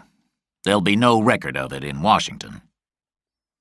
Are you worried about crime and drugs, Hoppy?" "Of course." "Everything's political these days. We're constantly fighting with the government and with the president. Do you know what we need in Washington? We need more good Republicans who'll give us money and keep out of our way. The Democrats are always talking about budget cuts and the rights of criminals. We have to protect our friends, Hoppy, and you can help us." Cristano paused and looked up and down the dock. He leaned closer. "Your wife can help." "Millie?" "It's the trial, Hoppy. Guess who gives most money to Republican candidates? The tobacco companies. They give millions of dollars because they're annoyed by government rules. They believe people should be free to smoke if they want to. If they lose this trial, there'll be a flood of lawsuits. The companies will lose millions of dollars, and so we'll lose millions of dollars in Washington. Can you help us, Hoppy? Sure, I guess, but how? Talk to your wife and make her see that this case is dangerous. She needs to stand up against the liberals who might want a big verdict for the plaintiff. Can you do that? Of course I can. I'll see her tonight, in fact. They talked about the best way to persuade Millie. Hoppy asked what would happen if Millie voted with the tobacco company, but the rest of the jury disagreed. Cristano promised that if Millie voted correctly, everything would be all right. Hoppy almost danced along the dock as he returned to the car. He was a new man. Judge Harkin wouldn't allow the jurors to go to their different churches on Sunday. Instead, he arranged for a service to be held at the Siesta Motel. At 2, relatives started arriving with clean clothes for the jurors. As Easter had no close relatives in the area, Willis drove him to his apartment. The fire had been out for some hours. The narrow front garden and sidewalk were full of burnt items and wet clothing. Neighbors were cleaning up. Nicholas felt weak at the knees. He walked to the first group of people. "When did this happen?" he asked. This morning, about 8, a woman answered. Do you live here? Yes, Easter in 312. It's totally destroyed. That's probably where the fire started. The security guard led Nicholas up the steps to the second floor. There was nothing left of his apartment except the kitchen wall. No furniture. And, to his horror, no computer. Sunday evening from 6 p.m. was personal visits. Hoppy arrived first and started to talk about the trial to Millie. Nicholas managed to leave the jurors' wing of the motel unnoticed and went up to the second floor, where Marlee had booked a room. Marlee and Nicholas had first met in Lawrence, Kansas, where she worked as a waitress and he was at law school. Marlee's mother had died a few years previously, and she'd inherited almost $200,000. They fell in love. Nicholas hated studying law and finally left law school. In their 4 years together, they'd traveled to half a dozen countries. They'd also followed tobacco trials, staying in places such as Allentown and now Biloxi.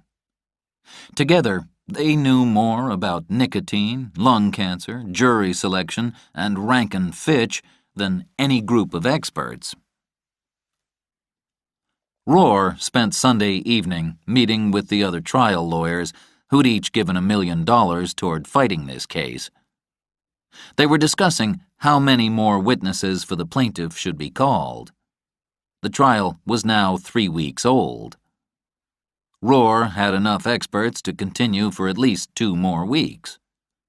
Although Cable had his experts, defense witnesses normally took less than half the time of the plaintiff. However, this tobacco trial was unique because of the sequestered jury, and at some point this jury would rebel. The lawyers argued for an hour. Rohr thought that the jury had heard enough, and he wanted to use only 2 more witnesses. Other lawyers disagreed, quoting evidence from the jury consultants. Rohr felt he could understand the jury better himself. Chapter 8. Family Backgrounds. Nicholas had a private meeting with Judge Harkin on Monday morning. He assured him that he was fine, in spite of the fire. He was just a student with little to lose, except a fine computer and some good security equipment. Since they were alone, Harkin asked him how the other jurors were. It would have been more appropriate if the lawyers had been present, but he could trust this kid. "Everything's fine," Nicholas said. "Is the case being discussed?" "No, when we're together, we try not to talk about it." "Good. Let me know if there's a problem. And let's not talk about this meeting to anyone."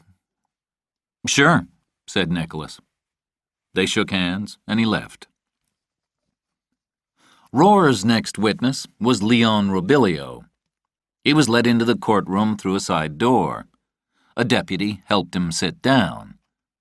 He was old and pale, dressed in a dark suit, white shirt, and no tie. He had a hole in his throat, covered with a bandage and hidden under a white scarf. When he swore to tell the truth, he did so by holding a pencil-like microphone to his throat.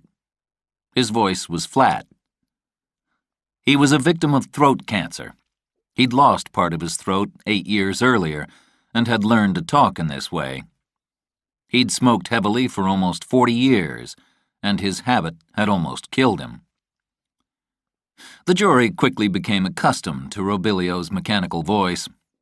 He told them that he'd worked for 20 years for the tobacco industry. He'd left the job when he got cancer, and when he realized that even with the disease, he couldn't stop smoking. He was addicted. He still worked full-time, but now was fiercely critical of smoking. In his previous job, he'd seen a lot of studies of cigarettes and the tobacco industry. He referred to Krigler's evidence.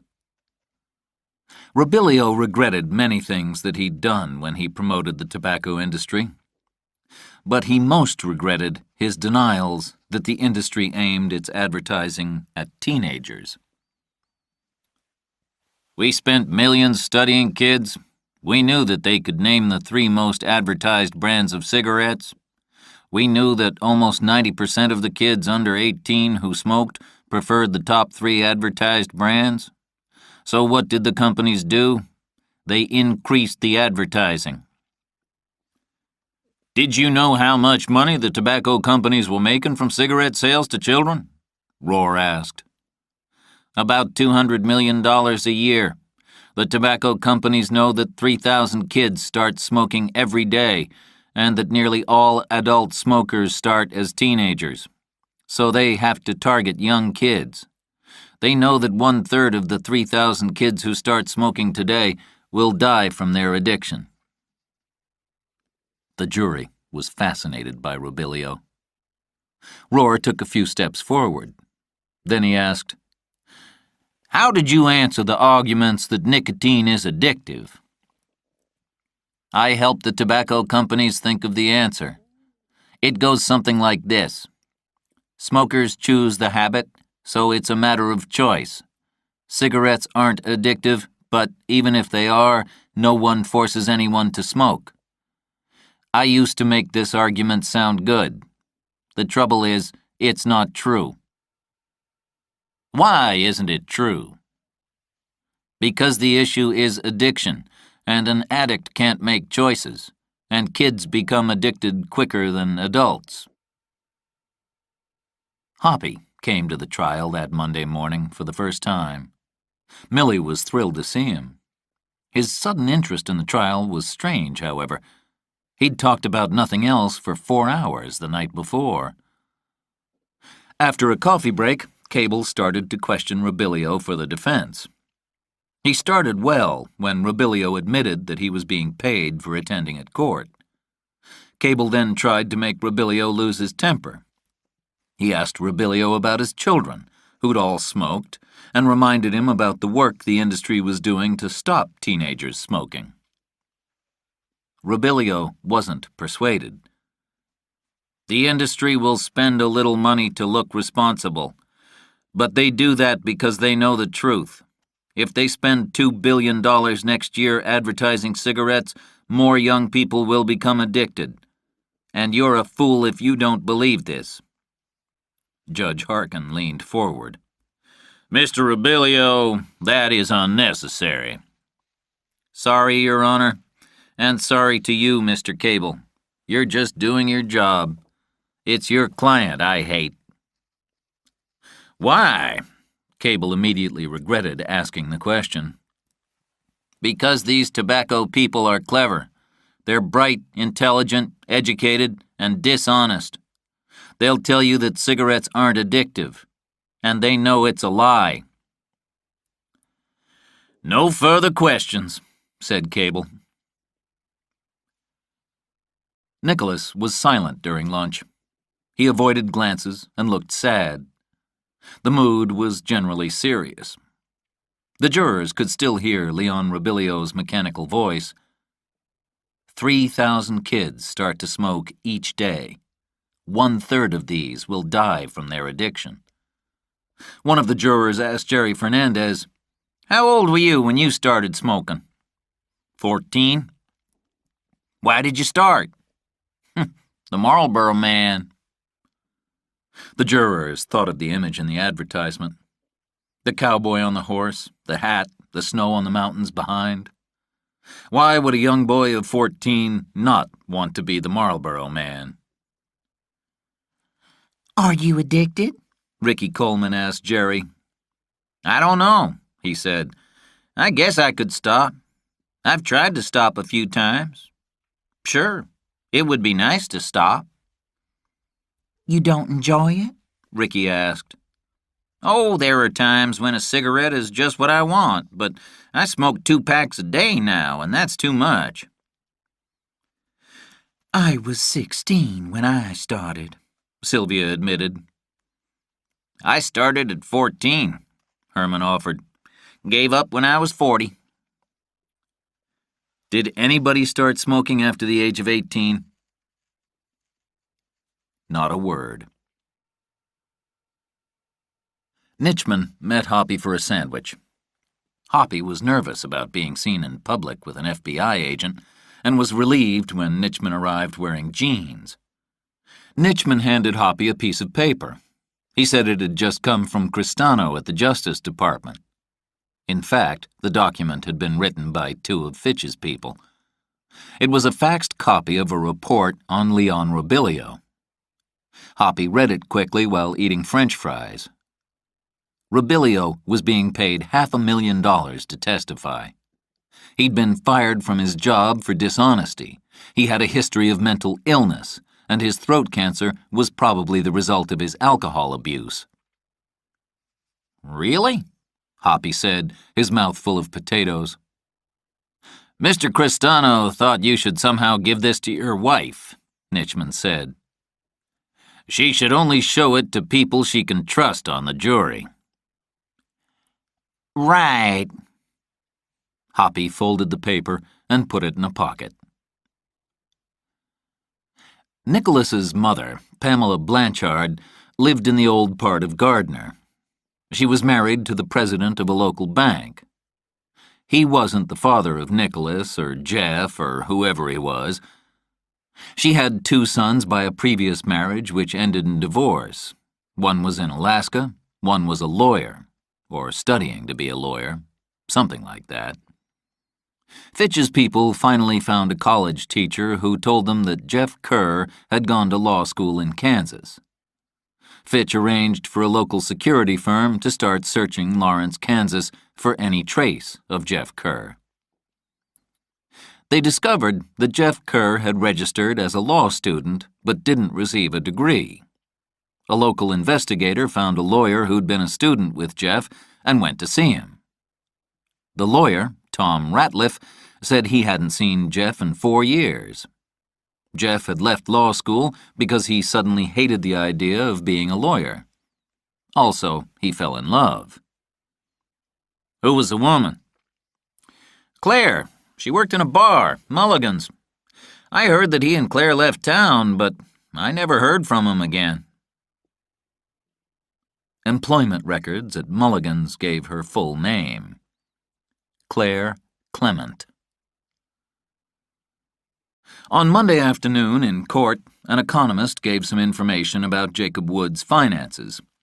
He told the court what Mr. Wood's salary was when he died and calculated how much his future earnings would have been. One of the defense lawyers tried to challenge the figures.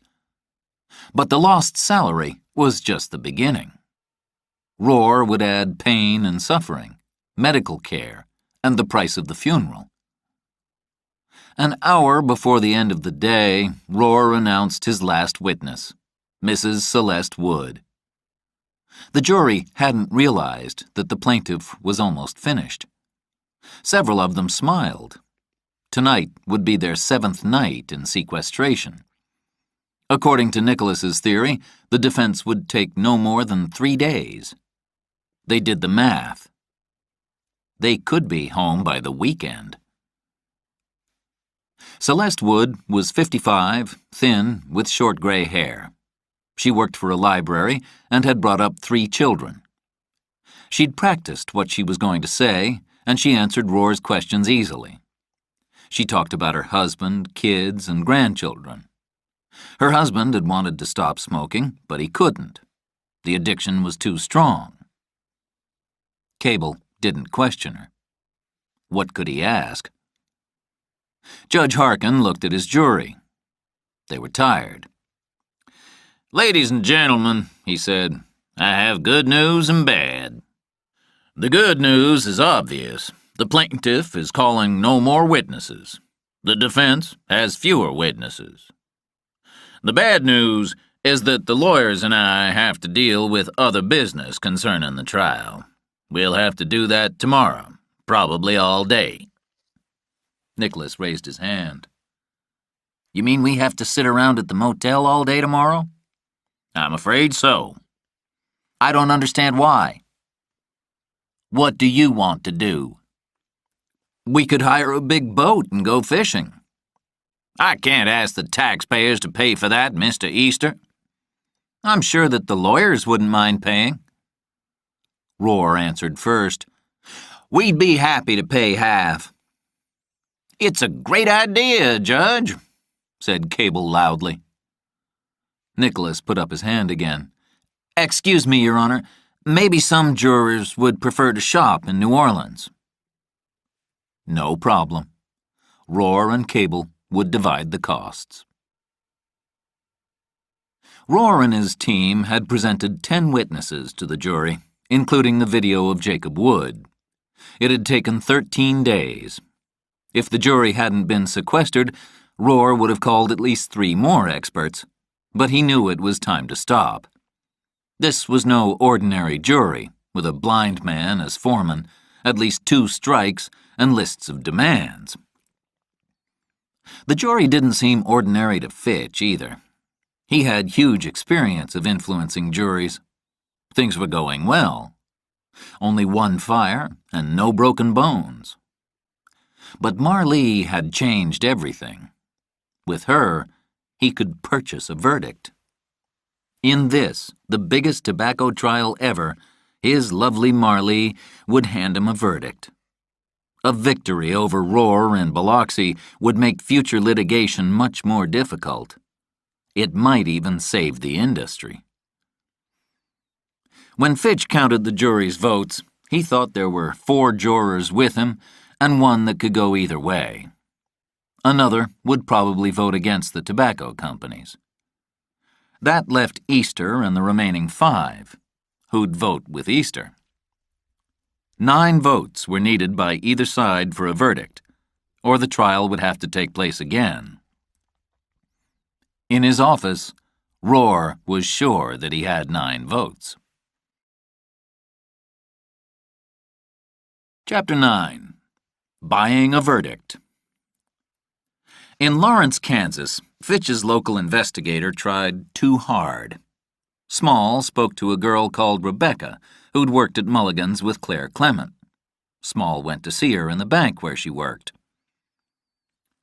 "Didn't you work with Claire Clement a few years ago?" Small asked. Maybe. Who wants to know? "Do you know where she is now?" No. Why are you asking? "Well, she's a possible juror in a trial. My firm has been asked to investigate her background." Where's the trial? "Can't tell you. You worked at Mulligan's, right?" Yes, that was a long time ago. "Have you talked to her recently?" Not in the last 4 years. Now, please, I'm very busy and you're wasting your time. When Small had gone, Rebecca rang the number of an apartment in St. Louis and left a recorded message for her friend Claire. They chatted at least once a month, though they hadn't seen each other in a year. Claire and Jeff lived an odd life, never staying long in one place. Only the apartment in St. Louis stayed the same. Claire had warned Rebecca that people might come and ask difficult questions. She'd hinted that she and Jeff were working for the government. When Marlee checked her messages at the St. Louis apartment, she was worried. She called Rebecca and managed to sound perfectly normal, though her mouth was dry. Rebecca was able to remember the whole conversation. "Are you okay?" Rebecca asked her friend. "Oh, we're fine," Marlee assured her. They said goodbye to each other and promised to keep in contact. Neither Marlee nor Nicholas had believed they'd be traced to Lawrence. Who'd found them? Which side, Fitch or Rohr? More likely Fitch, because he was smarter and had more money. What had been their mistake? How much did these people know? She needed to speak to Nicholas, but he was on a boat with his fellow jurors. Fitch was in the office when the call came. "Hello, Marlee," he said to the girl of his dreams. "Hey, Fitch. What are the chances of a meeting without your goons hiding behind the bushes?" "The chances are excellent." "You're lying. Let's do it this way. Let's meet and talk, and if my people see your people, this is the end." "It's a deal." "I'm at Casella's, a seafood restaurant at the end of the Biloxi dock. I'm waiting." When Fitch arrived at the restaurant, Marlee was sitting at a wooden table with an umbrella above it. She was wearing jeans, sunglasses, and a fishing cap. "I got a call from Lawrence this morning," she said, and Fitch swallowed. "It seems you have some goons up there trying to find things out." "I don't know what you're talking about." Fitch didn't sound very certain. So it was Fitch. His eyes betrayed him. "Right. One more phone call like that, and you'll never hear my voice again."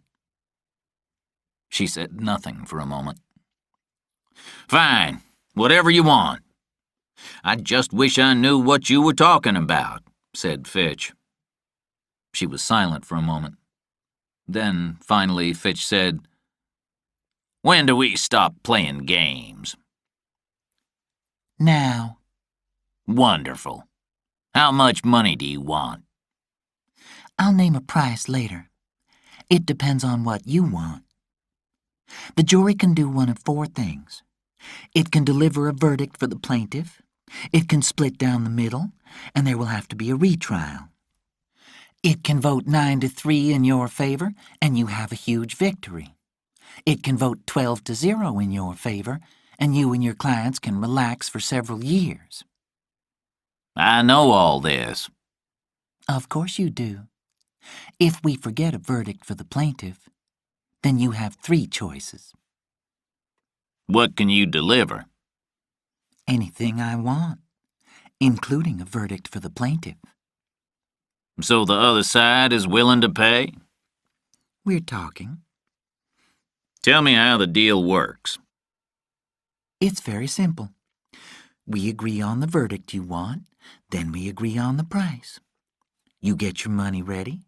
We wait until the lawyers finish their closing arguments, and the jury withdraws to discuss the case.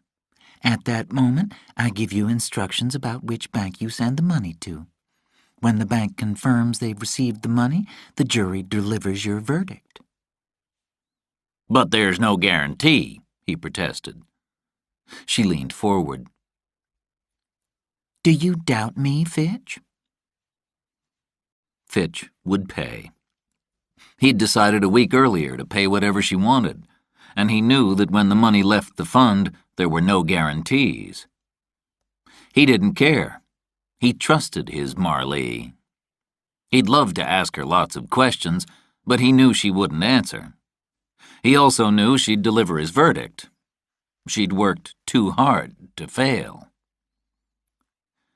"I'm not totally helpless in this, you know," he said, trying to look in control. Of course not, Fitch. I know you've laid traps for at least 4 of the jurors. Shall I name them? No, he didn't want her to name them. How did he know if she was telling the truth? It simply wasn't fair. I feel you doubt whether I'm in control. What if I get a juror removed from the jury? Say, Lonnie Shaver. Fitch tried not to react. "No, he's harmless. I think we should keep Lonnie. But I can't agree a deal without details." Without any hesitation, she said, And I'm not agreeing to anything as long as you keep investigating my past. "Are you hiding something?" No, but I don't like getting phone calls from my friends. One more call, and I'll never speak to you again. "Don't say that." I mean it, Fitch. Stop your people. If you don't, I'll talk to Roar. He might want to do a deal. A verdict for him means you have no job and your clients lose billions. You can't afford it, Fitch. She was right about that. I'm hungry, she said. I'll call you in a couple of days. "I'm hungry too," he said. No, thanks. I'll eat alone. The boat traveled 80 kilometers from the coast, where half the jury started fishing. One of the jurors, Angel Weiss, got sick, but recovered with the help of some medicine, and actually caught the first big fish. Nicholas and Jerry had decided to chat to Lonnie Shaver. Nicholas was friendly with Jerry, who sometimes agreed to say what Nicholas wanted him to. It was a game to him. He had no idea what Nicholas was really doing. They made sure that Lonnie had a supply of cold beer, and after a few cans, he talked more easily. "I wonder how many experts the defense will call," Nicholas said. "They don't have to call any," Lonnie said, staring at the sea. "You've had enough?" Nicholas said. Damned ridiculous. A man smokes for 35 years, then wants millions for his family after he kills himself. "Jerry and I thought that you would support the defense," Nicholas said. And what about you? Lonnie asked. "Me? I'm still open-minded. Jerry's leaning toward the defense because he's addicted to nicotine. He thinks he can stop smoking if he really wants to, so Jacob Wood should have stopped long before he got cancer, right?" "That's about right," Jerry said. The boat returned soon after 5. Its arrival was reported to Fitch. He was in his office with one of his people, Swanson, replacing the goons that had annoyed Marlee with another firm who guaranteed not to get caught.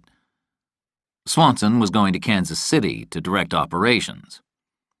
Fitch couldn't lose Marlee, but he had to know who she was. There was something hidden in her past.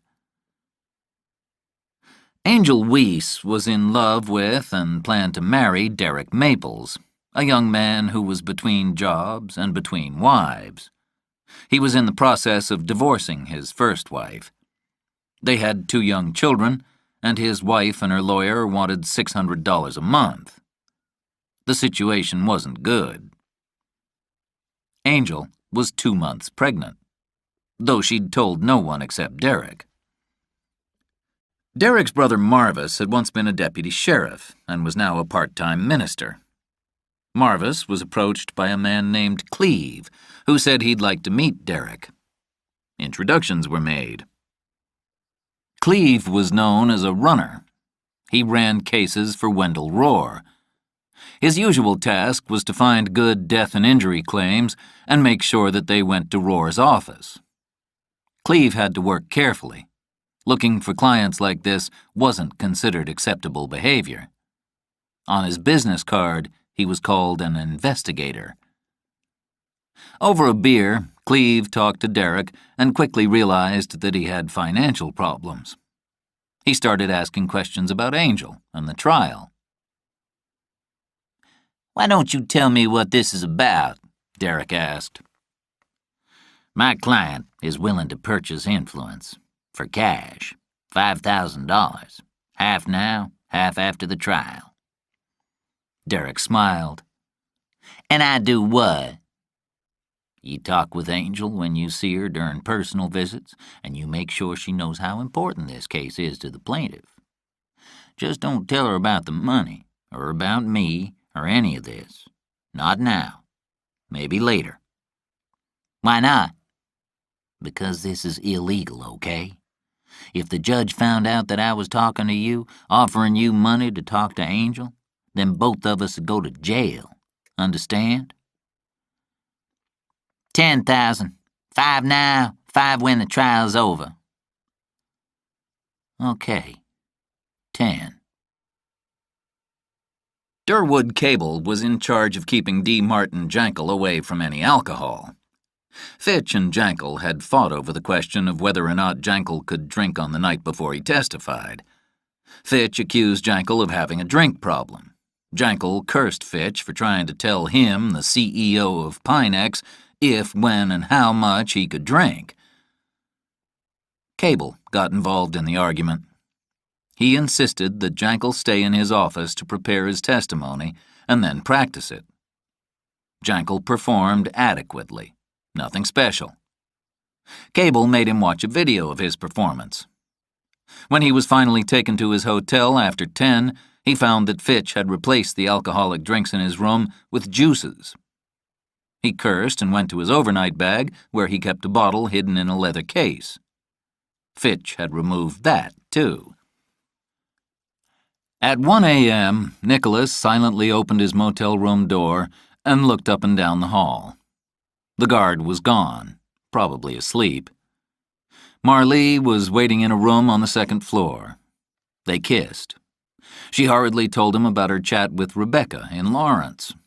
Then she tried to recall every word of her conversation with Fitch. They were both shocked to realize that they'd been partly discovered. They were sure it was Fitch, and they wondered how much he knew.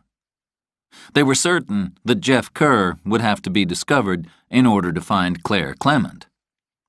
Although Jeff's background was harmless, Claire's had to be protected, or they wouldn't be able to continue with their plan. There was little that they could do except wait.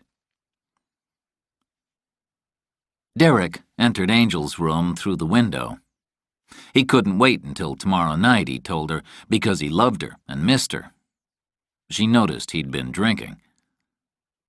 They awoke at dawn, and Angel was nervous because she had a man in her room, and this was against the judge's orders. Derek wasn't worried. He'd been thinking, and he'd decided that Angel's vote was worth a lot more than $10,000. He'd suggest to Cleve that they paid him cash now and then a percentage of the money granted to the plaintiff after the verdict. There would never be a chance like this for him again. Chapter 10. The Case for the Defense. On Wednesday morning, an analyst named Walter Barker wrote in an article in Mogul, a popular weekly financial magazine, that the jury would decide against Pinex and that the sum of money Pinex would have to pay out would be enormous. His opinions were listened to, and he was usually right. Wall Street was shocked. The share price dropped from 76 to 71.5. The jury arrived in court at 9. Harkin welcomed them, went through his normal questions, and then promised that there would be a speedy end to the trial. Jankel was called as a witness, and the defense began. Free from the effects of alcohol, Jankel was ready. He smiled and seemed to welcome the chance to defend his tobacco company. Sitting on the second row was Taunton, the black lawyer whom Lonnie had met in Charlotte. It didn't take long for their eyes to meet. Lonnie managed to nod and smile because it seemed like the polite thing to do. Taunton's message was clear. The defense was speaking, and it was important for Lonnie to understand that he should believe every word that was said by the witness. No problem with Lonnie. Jankel described the different brands of cigarettes his company made, showing the jury a colorful chart of the 8 brands, each with the nicotine levels labeled beside it. By offering this wide selection of brands, Pinex allowed each person to decide how much nicotine he or she wanted. Choose the number of cigarettes you smoke each day. Choose what to do to your body with cigarettes. The message was choice, choice, choice. Cigarettes were responsible products if used carefully. However, like many other products, alcohol, butter, sugar, and handguns, for example, they could become dangerous if they were abused. Fitch watched all of Jankel's testimony from a seat near the back. To his right was Luther Vandermeer, CEO of Trelco, the largest tobacco company in the world, and the unofficial head of the Big Four. Fitch and Vandermeer had lunch at Mahoney's, alone. They were relieved by Jankel's success that morning, but they knew the trial would become more difficult. "How much influence do you have with the jury?" asked Vandermeer.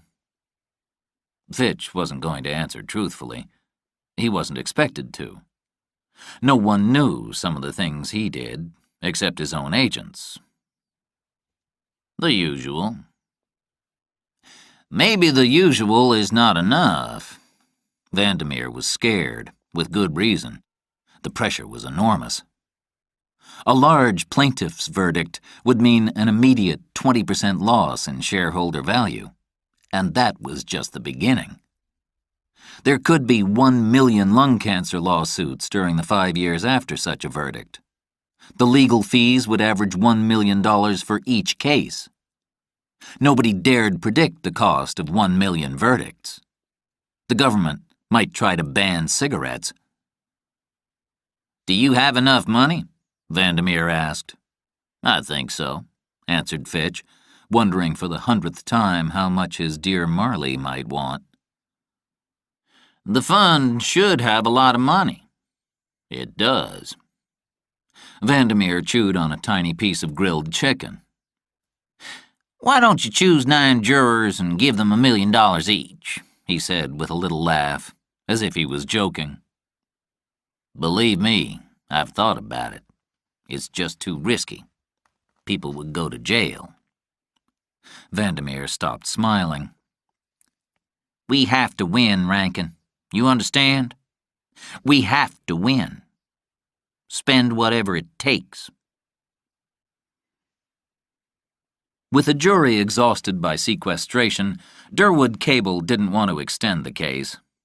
He'd cut his list of witnesses to 5, and he'd planned for their testimony to run for no more than 4 days.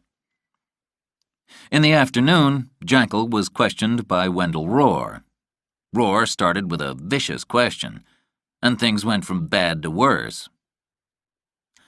"Isn't it true, Mr. Jankel, that your company spends hundreds of millions of dollars trying to persuade people to smoke, but when they get sick, your company won't pay a dime to help them?" Jankel said something that no one could hear. "I'm sorry, Mr. Jankel, I didn't hear that. When was the last time—" "I heard the question. I can't recall one."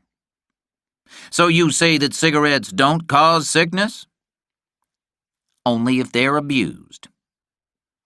"So tell us, please, Mr. Jankel, how does one abuse a cigarette?" "By smoking too much." "And how much is too much?" "I'd say more than 2 packs a day." Rohr spoke more softly. "Will you describe to the jury how you have warned the public that smoking more than 40 cigarettes a day is dangerous?" The damage was done, but Rohr saved the best moment until the end. He showed a video of Jankel, together with the other CEOs, giving evidence before a group of politicians. One by one, they were asked if nicotine was addictive. They all clearly said no. Jankel was last, and when he made his angry denial, the jury knew he was lying. Fitch and Cable had a tense meeting. Fitch was bothered about Jankel's defense. Cable, who didn't like being criticized by a non-lawyer, whom he hated anyway, explained that they'd begged Jankel not to talk about cigarette abuse. Fitch thought the jury might be tired of Cable. Why couldn't another defense lawyer talk to a few witnesses? There were a lot of them. Fitch and Cable shouted at each other across a desk. After they'd both tried to become calmer, they did agree that the defense should be brief and last no more than 3 days. Fitch banged the door shut as he left the office. In his car, Fitch read faxes. There was a summary of the investigations into Claire Clement in Kansas. The car went past a store, and Fitch suddenly wanted a beer. He was an ex-alcoholic and hadn't had a drink for 9 years. He knew that if he had one drink, he'd go on drinking. He stopped thinking about beer. Where was Marlee? And why hadn't she called? He closed his eyes, thought of the jurors, and dreamed of Marlee. Derek chose a different place for his meeting with Cleve. It was a bar in the black section of Biloxi. Cleve insisted that they meet in the parking lot first. He arrived late. "I don't think this is a good idea," Cleve said. "I'm the only white face here, and you expect me to go into the bar with $5,000 and hand it over to you? If you want the money, meet me at the Waffle House." Sitting in the Waffle House, they drank coffee. Derek was nervous as he spoke. So I'm thinking that $10,000 isn't enough. Know what I mean? "I thought we had a deal," said Cleve, showing no emotion. Things are different now. I want $50,000, plus a percentage of the sum of money that the plaintiff gets. I think 10% would be fair. "Oh, you do? You're crazy. We made a deal for $10,000. Anything larger and we'll be caught." Cleve got up and hurried out to the parking lot. Derek ran after him and caught up with Cleve in his car. Cleve got out, lit a cigarette, and looked at Derek. "Look, what I'm offering you is illegal. Don't get greedy. If you do, you'll be caught. But if you offer a percentage, Angel will work harder to persuade the other jurors to decide on a large sum of money. You don't understand. If there's a verdict for the plaintiff, it'll be years before the money's actually paid. Take the money. Talk to Angel. 25,000 per vote." "Per vote?" "Sure. Angel can deliver more than one." Cleve finished his cigarette. "I'll have to talk to my boss." It was time for personal visits at the Siesta Motel. Hoppy had arrived early with some Chinese food and a bottle of wine. He and Millie made love and then talked about the kids. Hoppy spoke sadly about her absence. Everyone missed her. He dressed and turned on the television. "You're not gonna believe this," he said, taking a piece of paper out of his pocket. "What is it?"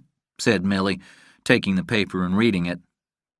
It was a copy of the document which Fitch's people had written, with false information about Leon Robilio. Millie looked suspiciously at her husband. "Where did you get this?" she demanded. "Who sent it?" "Don't know. Looks like it came from Washington." Hoppy hated lying to Millie, but Napier and Nitchman were out there somewhere, just waiting.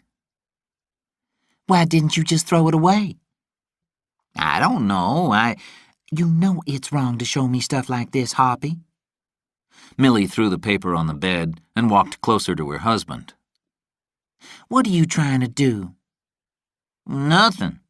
Somebody just faxed it to my office, that's all." "What? Somebody knew your fax number, knew that your wife was on the jury, knew that Leon Robilio testified, and that person also thought that you'd be stupid enough to try to influence me? I want to know what's going on." "Nothing, I swear," said Hoppy. "Why have you taken such a sudden interest in the case? I can tell when something's bothering you, Hoppy." "Nothing, relax. This case is difficult for both of us. I'm sorry I showed you it." Millie finished the wine and sat on the bed. Hoppy sat next to her. Mr. Cristano had suggested that Millie showed the document to all of her friends on the jury. Hoppy didn't know how to tell Mr. Cristano that this wouldn't happen. As he thought about this, Millie started crying. "I want to go home," she said with red eyes. Hoppy put his arm round her and squeezed tightly. "I'm sorry," he said. She cried even harder. Hoppy felt like crying too. The meeting hadn't been successful. The trial would end soon. He had to persuade Millie to vote for a defense verdict. Hoppy would be forced to tell Millie the truth. Not tonight, but surely during the next personal visit. Chapter 11. A Juror's Dismissal. Colonel Herrera's routine never varied. He got up at exactly 5:30, did his exercises, and took a cold shower. At 6, he had breakfast in the motel dining room. At 8, he returned to his room.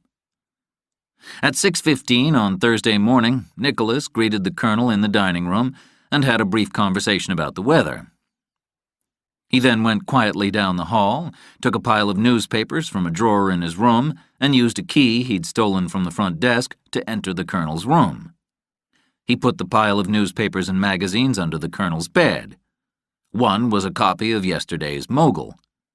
He went to his room and phoned Marlee. Marlee called Fitch. "Hey, Fitch. Go to the middle payphone at the corner of 14th and Beach Drive. I'll call in 7 minutes. "Damn it!" Fitch screamed. He shouted for Jose, and they rushed to his car. The phone was ringing as they got there. "Hey, Fitch. Juror number 7, Herrera, is really annoying, Nick. I think we'll lose him today." "Don't do it, Marlee. He's on our side." "Oh, Fitch, they'll all be on our side when it's over. Anyway, be in court at 9 to see what happens." Fitch controlled himself and walked calmly to the car. Whatever she wanted. It didn't matter. Judge Harkin lived in Gulfport, 15 minutes from the courthouse. As he was getting ready to leave for the courthouse, the phone rang. "Judge, I'm sorry to bother you at home," said a nervous voice. "It's Nicholas Easter." "What's the matter?" The judge wondered how Nicholas had obtained his phone number, but said nothing. "It's about Herrera," Nicholas said. "I think maybe he's reading things that aren't on the approved list. This morning, when I went into the dining room, he was there alone, and he tried to hide a copy of Mogul from me. Isn't that some kind of business magazine?" "Yes, it is," replied Harkin. If Easter was telling the truth, and why should he doubt him, then Herrera would be sent home immediately. The reading of any unauthorized material meant dismissal. "Do you think he's discussed it with anyone else?" "I doubt it. Like I said, he was trying to hide it from me. But I'll listen carefully." "You do that. I'll ask Colonel Herrera to come in and see me this morning. We'll probably search his room." "Please don't tell him I reported him. I really feel bad about doing it." "It's okay. The trial's almost over, Nicholas. I'm asking the lawyers to be as quick as they possibly can." On his way to the court, Harkin called the sheriff and asked him to go to the Siesta Motel and wait. He then called Lou Dell, who told him that Mogul wasn't sold at the motel. He wondered how a sequestered juror could have got a copy of it. When Harkin arrived in court, he told Roar and Cable what he'd learned, without telling them who'd told him. Both lawyers were unhappy. Cable was annoyed because everyone thought that Herrera would vote with the defense. Rohr was cross because they were going to lose a juror, and there was a danger the trial might have to be repeated. Herrera was called to the judge's chambers, where he was told he had to answer some questions. He felt like a criminal.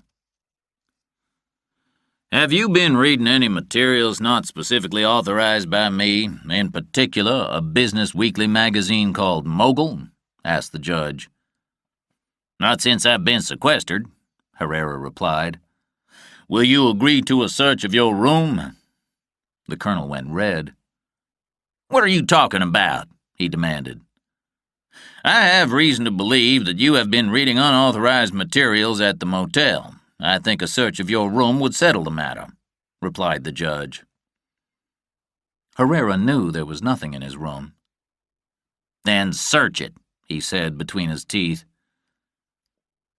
In the motel, the sheriff and 2 deputies found the newspapers and magazines under Herrera's bed. They took them to the judge's chambers. The judge showed them to Herrera.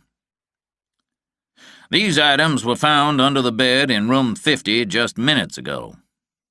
Herrera was speechless. They're not mine, he said angrily. Somebody must have put them there.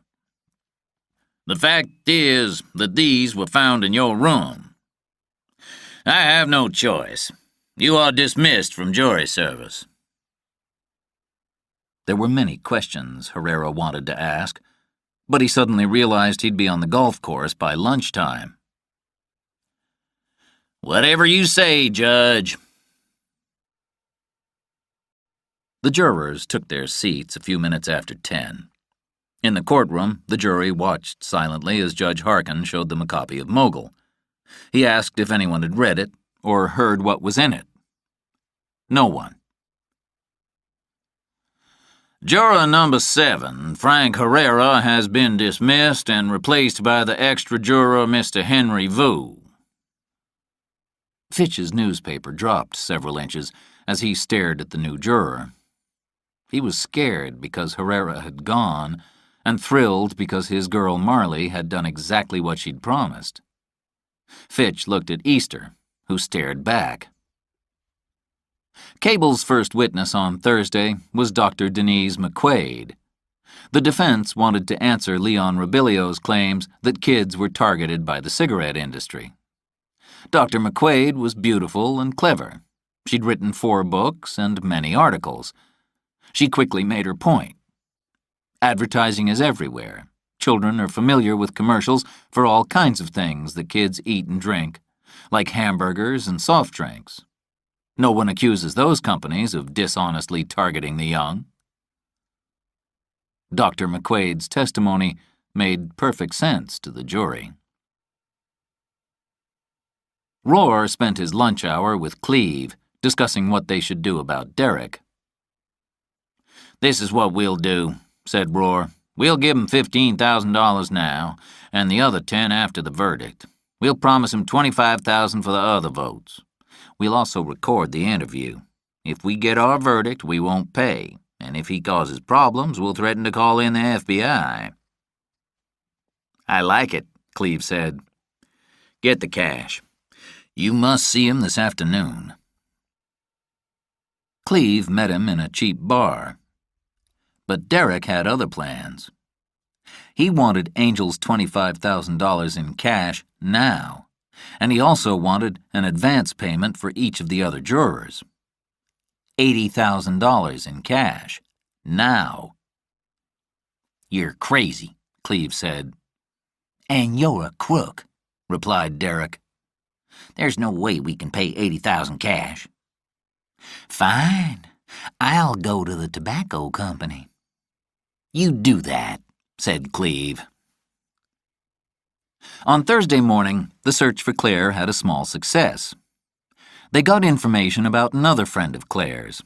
Her name was Beverly Monk, and she lived in Greenwich Village in New York. Swanson flew to New York and phoned her, pretending to be Nicholas. He'd practiced imitating Nicholas's voice many times. It's Jeff Kerr. Oh, yes. Maybe she remembered him, maybe she didn't. "I'm in the city, and I wondered if you'd heard from Claire recently. I'm looking for her." I haven't talked to Claire in 4 years. Look, I'm real busy now. "Sure." Swanson called Fitch. They decided to offer Beverly Monk cash. Fitch knew Marley would ring on Friday morning. Hi, Fitch. Lonnie Shaver's bothering Nicholas. "Oh, damn. No, you can't do that. You've got to stop this, Marley." Fitch was aware of how desperate he sounded. "Don't do it, please. Let's talk about this." We'll meet in an hour. Fulton Street, number 120. Fitch walked to Fulton Street. He went alone. "Are we ready to talk money?" he asked with a nasty grin. Yes. You send me $10 million before the verdict. "You must be joking." She never stopped looking at him. 10 million, Fitch. And there's no discussion. How much is in the fund? "The what?" he said. No one knew about the fund. Don't play games, Fitch. I want $10 million sent to a bank in Singapore before the jury withdraws to discuss their verdict. Otherwise, the deal's off. "What happens if the deal's off?" One of two things. Either Nicholas will split the jury, or he'll persuade it to vote 9 votes to 3 for the plaintiff. The game was over. She was in control. So we have a deal? "Yes," said Fitch. They shook hands. Swanson approached Beverly Monk in a corner coffee shop. "Excuse me, are you Beverly Monk?" She looked up, surprised, and said, Yes. Who are you? "A friend of Claire Clement's." What do you want? She was nervous, but the shop was crowded. You called me yesterday, didn't you? "Yes, I did. I lied. I said I was Jeff Kerr. I'm not. I'm Jack Swanson. I work for some lawyers in Washington." Is Claire in trouble? "No." Swanson gave a quick explanation of Claire's summons to jury service for a huge trial in the future. "We'll pay for information," he said. How much? $1,000 cash to tell me everything you know about Claire Clement.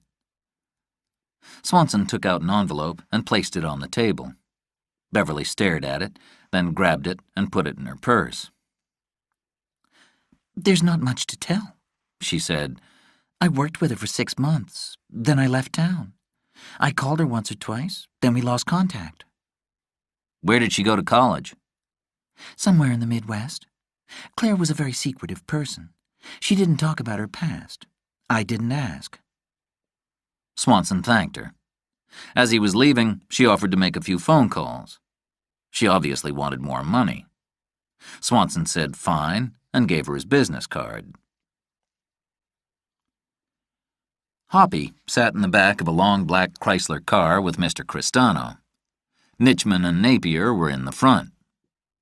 Hoppy had met with Nitchman and Napier the day before and admitted that Millie hadn't reacted too well to the document. "When do you see her again?" Cristano asked. Tonight, I think. "The time has come, Hoppy, for you to tell her the truth." Hoppy's eyes watered as he stared out the window. He cursed himself for his stupidity. If he had a gun, he could almost shoot Todd Ringwald and Jimmy Hull Moak. He could definitely shoot himself. I guess so, he whispered. "You'll have to tell her that if she doesn't support the defense's case, you will go to prison for 5 years." Hoppy started crying. In the front, Nitchman grinned. Chapter 12. Hoppy Dupree's Confession. Fitch met with Marley an hour after the previous meeting ended. "How much does Rohr know?" he asked. He knows nothing. We never met. I made you think I'd met him, but it never happened. Promise me you won't get rid of Lonnie Shaver, Fitch said. Tell me why. If we're working for the same verdict, then we have to be honest. All I can say is that Lonnie's been bought and paid for. How many votes does Nicholas have now? He'll have 9 votes before the jury withdraws, maybe more. He just needs a bit of help with a few, like Ricky Coleman, for instance. We might have some information about her. You keep playing games, so will I. What about Millie Dupree? Nicholas had noticed Hoppy's sudden interest in the trial, and he and Marlee had their suspicions that Fitch was trying to use Hoppy to persuade Millie. Fitch decided to be cautious. Nothing on Millie, he said. They discussed the other jurors briefly. Marlee asked for another $25,000 to bribe Jerry Fernandez and another juror, then gave new instructions for the transfer of the $10 million. The meeting was over. Later on Friday, Fitch instructed each of the Big Four CEOs to send $2 million each to the fund immediately. There was no time for explanations. He then transferred $10 million from the fund's bank account to a new account which he opened in the Netherlands Antilles. By Friday evening, it was all done. At first, Fitch was relieved, but he knew his work wasn't finished. He didn't know the real Marlee and why she was doing this. Fitch didn't like the unknown. He soon became angry and worried again.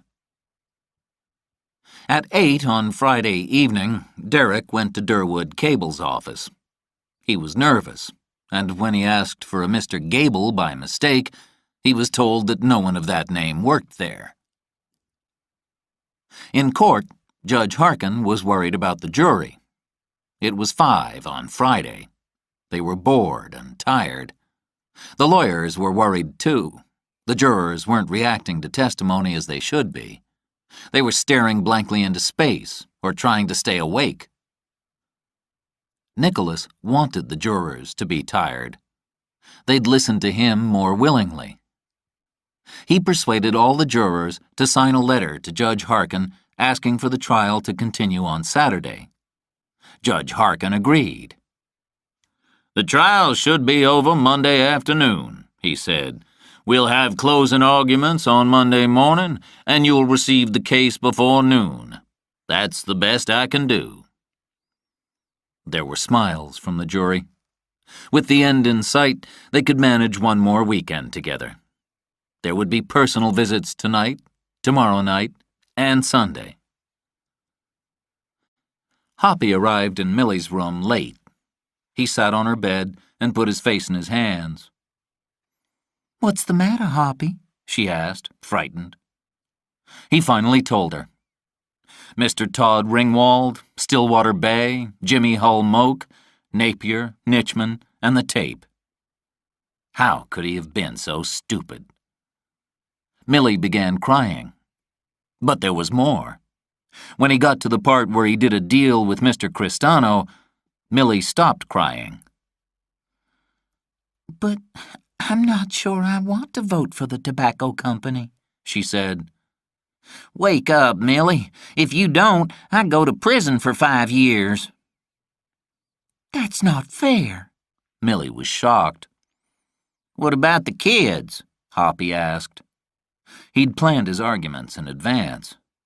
Millie felt she'd been hit by a bus. It's not fair to the people in the trial, she said.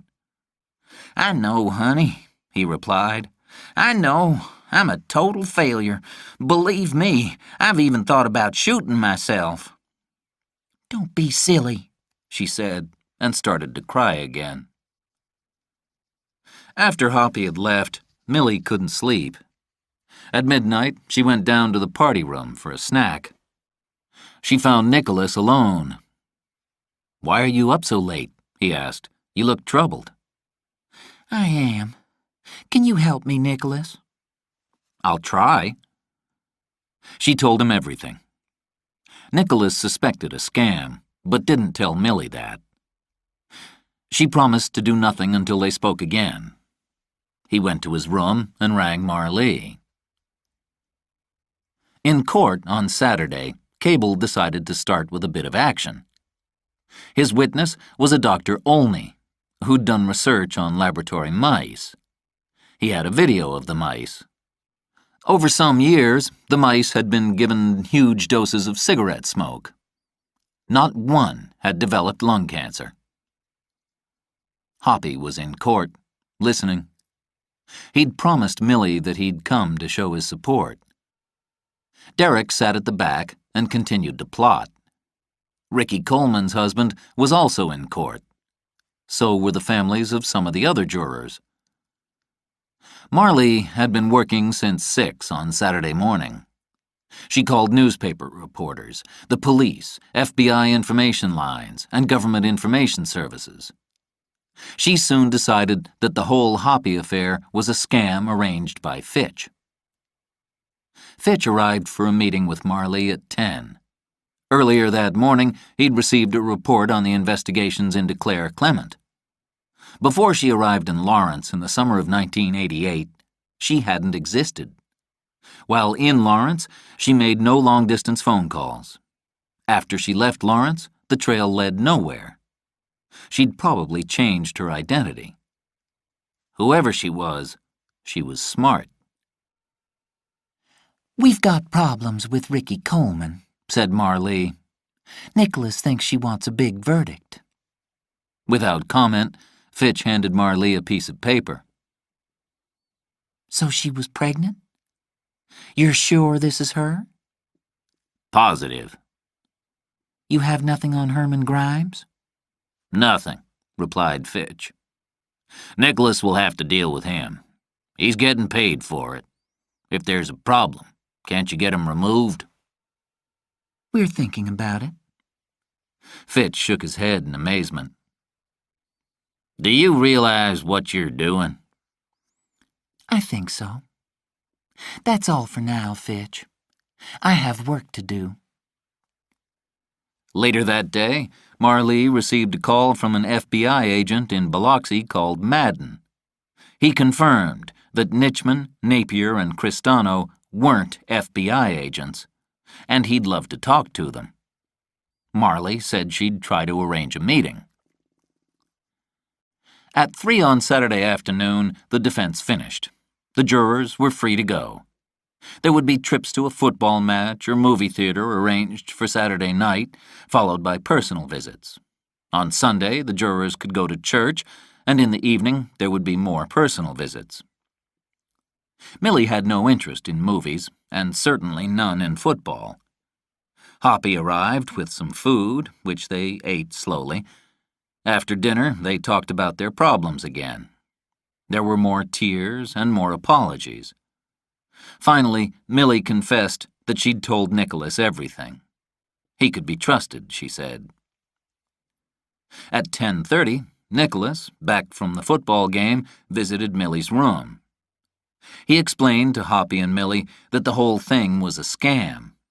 A close friend had made phone calls which confirmed that Napier, Nitchman, and Cristano weren't government agents, and that KLX Property Group didn't exist. Hoppy had been tricked. At first, Hoppy felt even more stupid. Then he had questions. What did it mean? Was it good news or bad? What about the tape, he asked, of me and Jimmy Hull Moak? I'm not worried about it, Nicholas said confidently. The tape was obtained illegally. Forget it. What sweet words. You're serious? Yes, Hoppy. The tape will never be played again. Millie leaned over and kissed Hoppy. This time, her tears were of joy. On Sunday morning, some of the jurors went to church. Hoppy went to his office at 10. He'd called Napier at 8 on Sunday morning with the news that he had important developments to discuss. He said he'd managed to persuade his wife, and she was influencing other jurors. Napier called Cristano, who called Fitch.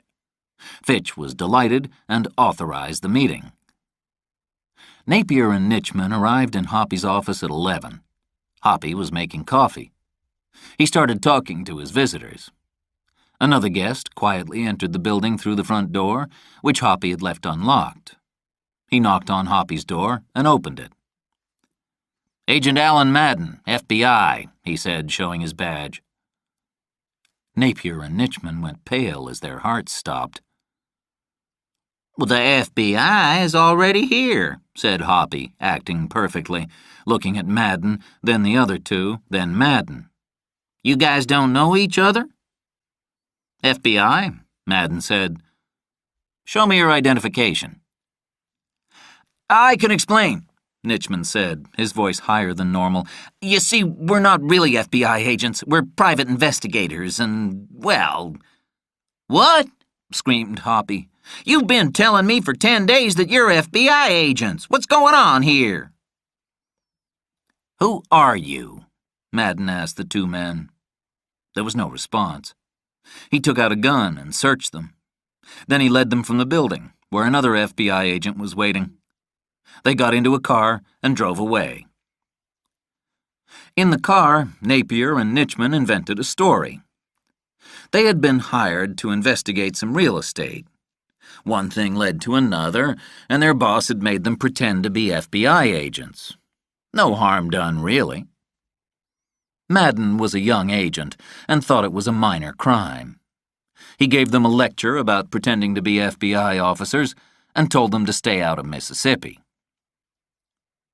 When Fitch heard the story, he was so angry that he broke a lamp. He sent Pang to fetch the two men. 3 hours later, Napier and Nitchman were sitting in a room next to Fitch's office with Cristano. "Start at the beginning," he said. "I want to hear every word." They remembered nearly everything. After they'd left, Fitch sat and thought. Hoppy would tell Millie tonight. Millie would be lost as a defense juror. In fact, she would probably go right over to the other side and want billions of dollars for the poor widow Wood. Marlee could rescue the situation. Only Marlee. Chapter 13. Closing Speeches. Beverly Monk had some information. She'd managed to trace a friend of Claire's, Phoebe. When she called Phoebe, she found out that Phoebe had also received a call from someone pretending to be Jeff Kerr. She knew it wasn't, but had spoken to him anyway. She hadn't seen Claire Clement in 4 years. Beverly told Phoebe that she wanted to contact Claire again. Phoebe told her Claire's real name. It was Brandt. Gabrielle Brandt. She was from Columbia, Missouri. She had a boyfriend who was crazy, and so she changed her name and left town. I think her father's dead. Her mother was a professor at the local university. Is she still there? I have no idea. I'll try to find her through her mom. Thanks, Phoebe. Beverly took an hour trying to reach Swanson on the phone to sell him this information. After checking with Fitch, Swanson offered her $2,500. They bargained for 10 minutes and finally settled on $4,000 in cash. Swanson immediately flew to New York, arrived at dusk, and called Beverly's roommate, who told him that she might be at a party. He called the pizzeria where she worked and was told that she'd been dismissed. He drank coffee, made phone calls, and waited. Marlee wanted one more meeting with Fitch. Fitch could have kissed her feet when he saw her. He decided to tell her everything about Hoppy and Millie and the scam which had gone wrong. Nicholas must talk to Millie immediately, before she spoke to the other jurors. What would she do when she learned the truth? It would be a disaster, no question about it. Marlee listened without reacting as Fitch told the story. It amused her to see Fitch sweat. "I think we should get her off the jury," Fitch declared when he was finished. Relax, Fitch. Nicholas and Millie are quite close. Millie will vote the way he wants. Fitch tried to smile. "Just out of curiosity, how many votes do we have right now?" 9. Look, Fitch, you're worrying too much. You've paid your money. You've got the best. Now relax and wait for your verdict. It's in very good hands. Will we get all 12? Nicholas is determined to get them all. Out of the building, Fitch was almost dancing. Jose had never seen his boss so happy. Wendell Rohr and Durwood Cable were each practicing their closing speeches. In a conference room, in front of 7 lawyers, Wendell Rohr walked forward and back, speaking softly, with carefully chosen words to his jury. His voice was warm and rich, filled with sympathy one minute and hard words for the tobacco companies the next. He lectured and persuaded. He was funny and he was angry. He finished in 51 minutes. The closing speech had to be an hour or less.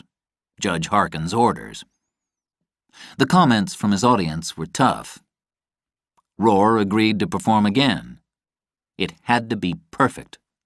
Victory was so close. Cable had a larger audience. He was videotaped so he could watch himself. He was determined to do it in half an hour. The jury would like that. Rohr would no doubt go on for longer. Cable delivered his closing speech, then watched the video, again and again throughout Sunday afternoon and into the night. By the time Fitch arrived at the beach house, he was his normal pessimistic self again. The 4 CEOs were waiting, having just finished a fine meal. Jankel was drunk. Fitch was questioned about the $2 million he'd required from each of them. He explained that the defense had a very large, unplanned expense. "Do you have the votes, Fitch?" asked one of the CEOs. "I believe I do. The verdict has been purchased." His voice held a touch of pride. "How?" "I'll never tell," Fitch said coolly. "The details are not important." They stared at him. 8 times they'd been to the edge of disaster, and each time Rankin Fitch had saved them. Now he'd done it again. "How much?" Jankel demanded. $10 million. I've purchased the verdict for $10 million. That's all I'll say. Of course, nothing is guaranteed. You never know until the jury comes back." Well, it ought to be guaranteed at a price of $10 million, but the CEOs said nothing. There was a general feeling among the jurors that Sunday night would be their last in sequestration. The mood was more relaxed, and many of the jurors packed up their things. It was the 3rd night of personal visits. Marley and Nicholas ate pizza in his room and discussed their plans. Marley left at 9. Nicholas went to see Hoppy and Millie. They were full of thanks. Millie was worried about staying on the jury. She'd discussed it with Hoppy and didn't feel she could be fair after what had happened. Nicholas had anticipated this and wanted Millie to stay on the jury.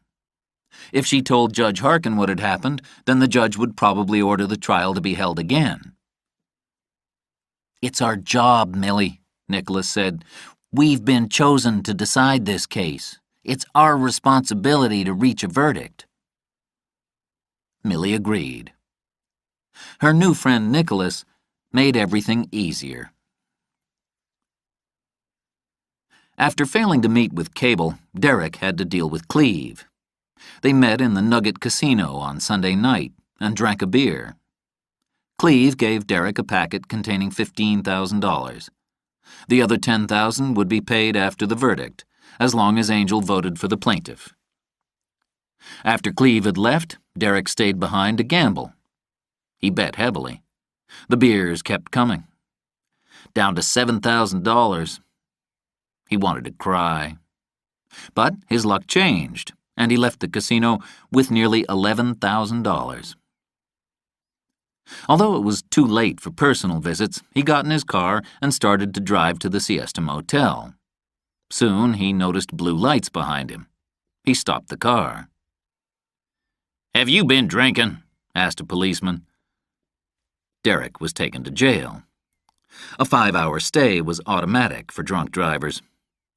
He couldn't phone Angel from jail, but he had to reach her before she left for court. At 5:30 on Monday morning, Marvis arrived at the police station to collect Derek.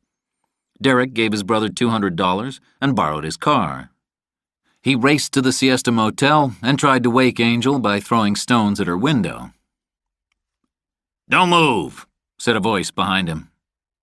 Derek turned to see Chuck, one of the deputies, with a gun. "Hands up." Derek was taken to jail for the second time that night. Angel slept through it all. On Monday morning, while Nicholas helped Mrs. Grimes prepare Herman's breakfast, he dropped 4 small tablets into Herman's coffee. They wouldn't kill him. Herman would be sick for 4 hours, then recover completely. Nicholas carried their breakfast back to the Grimes' room. Mrs. Grimes thanked him. Such a nice young man.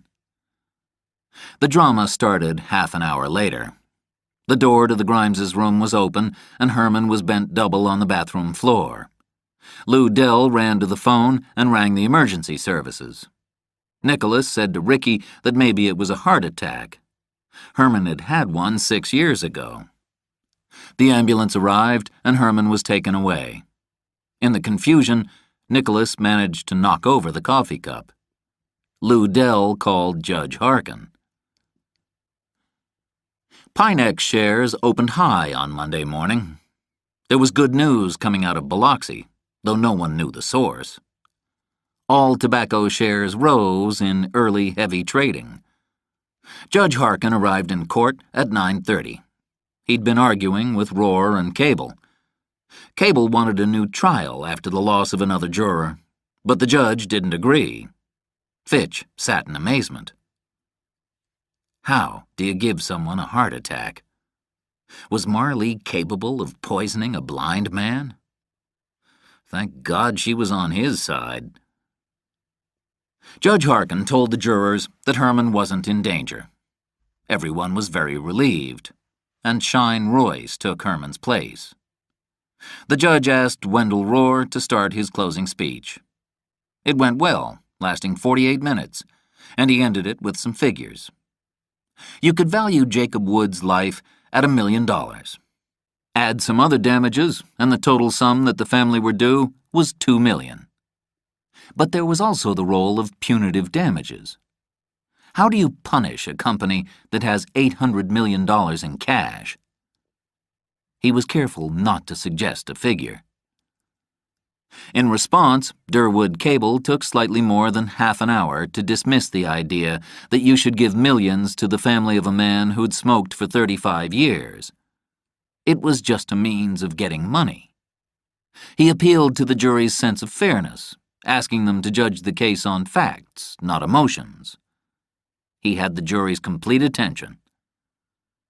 The judge told the jury that the case was now for them to decide. He asked them to select a new foreman in place of Herman Grimes. As the jury left, Nicholas turned and looked at Fitch. Fitch nodded. Fitch left the court and went to his office. Marley phoned. Fitch, I have new transfer instructions for the money. She wanted it sent to a bank in Panama City. You have 20 minutes, Fitch. The jury is eating lunch. If I don't have confirmation by 12:30, then the deal's off and Nicholas will change direction. Within 10 minutes, the money was on its way. He received confirmation by fax. At 12:20, Marley called her banker in Panama, who confirmed receipt of $10 million. Marley was in a motel room 10 kilometers away with a fax machine.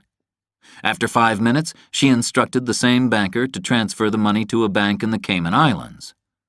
Nicholas called at 12:30 to learn that the money was safe. Marley went straight to the airport, where a small plane was waiting. Swanson had waited patiently for Beverly. She'd rung him at 3:30 a.m. Monday morning, obviously drunk, and arranged to meet him at 7 a.m. in the coffee shop. She was 4 hours late and looked drugged, but Swanson could have kissed her. Have you got the money? There was no doubt what the money would be spent on. Yes, but tell me about Claire. Beverly gave him the information she'd got from Phoebe.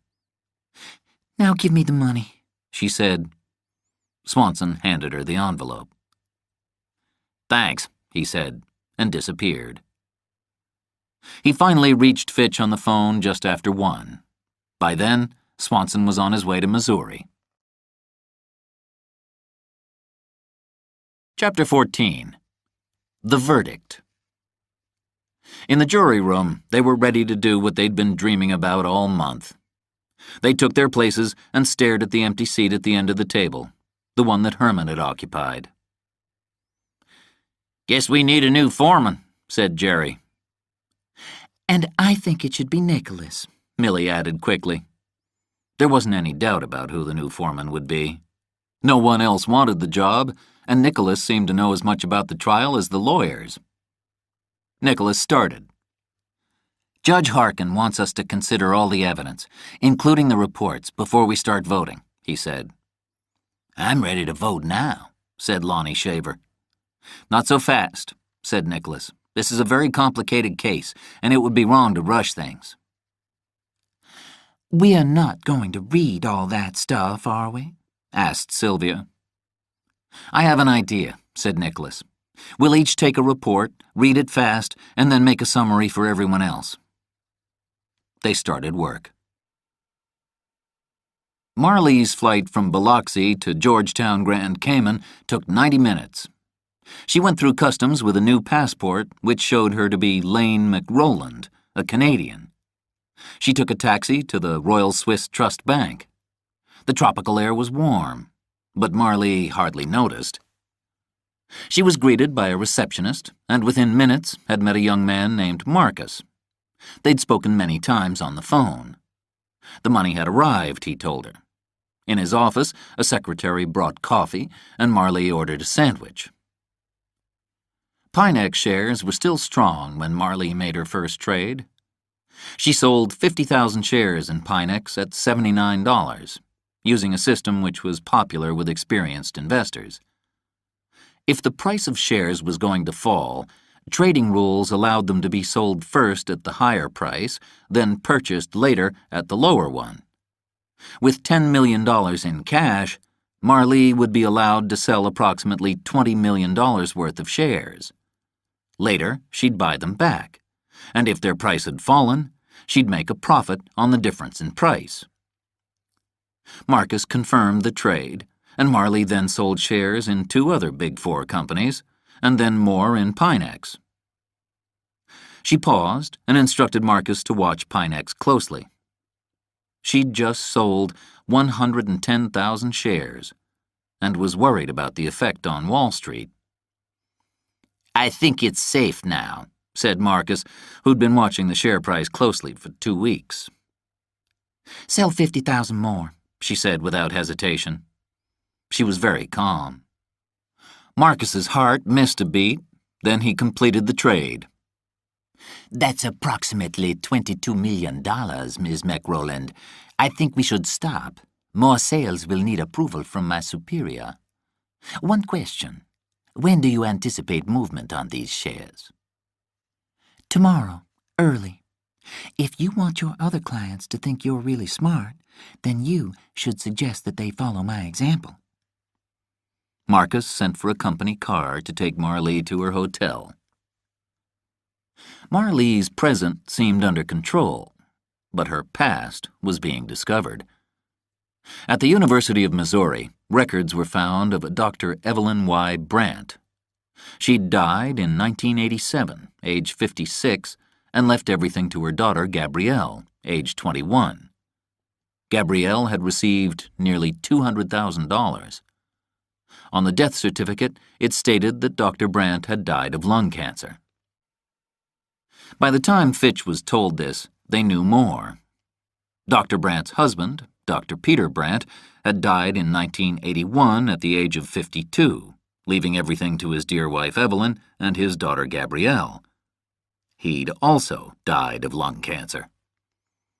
Fitch took the telephone call from Swanson alone, with the door locked.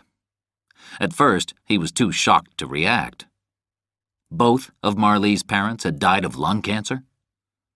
He wrote it down on a yellow pad as if he could analyze it, as if he could somehow make it fit in with her promise to deliver a verdict. He closed his eyes and rubbed his head. He must stay calm. There was nothing he could do to stop the jury's discussions. They were in there with deputies by the door. Fitch made a list of possible things he could do, all of which would be dangerous, illegal, and would fail. He slowly rose to his feet and took the glass lamp in both hands.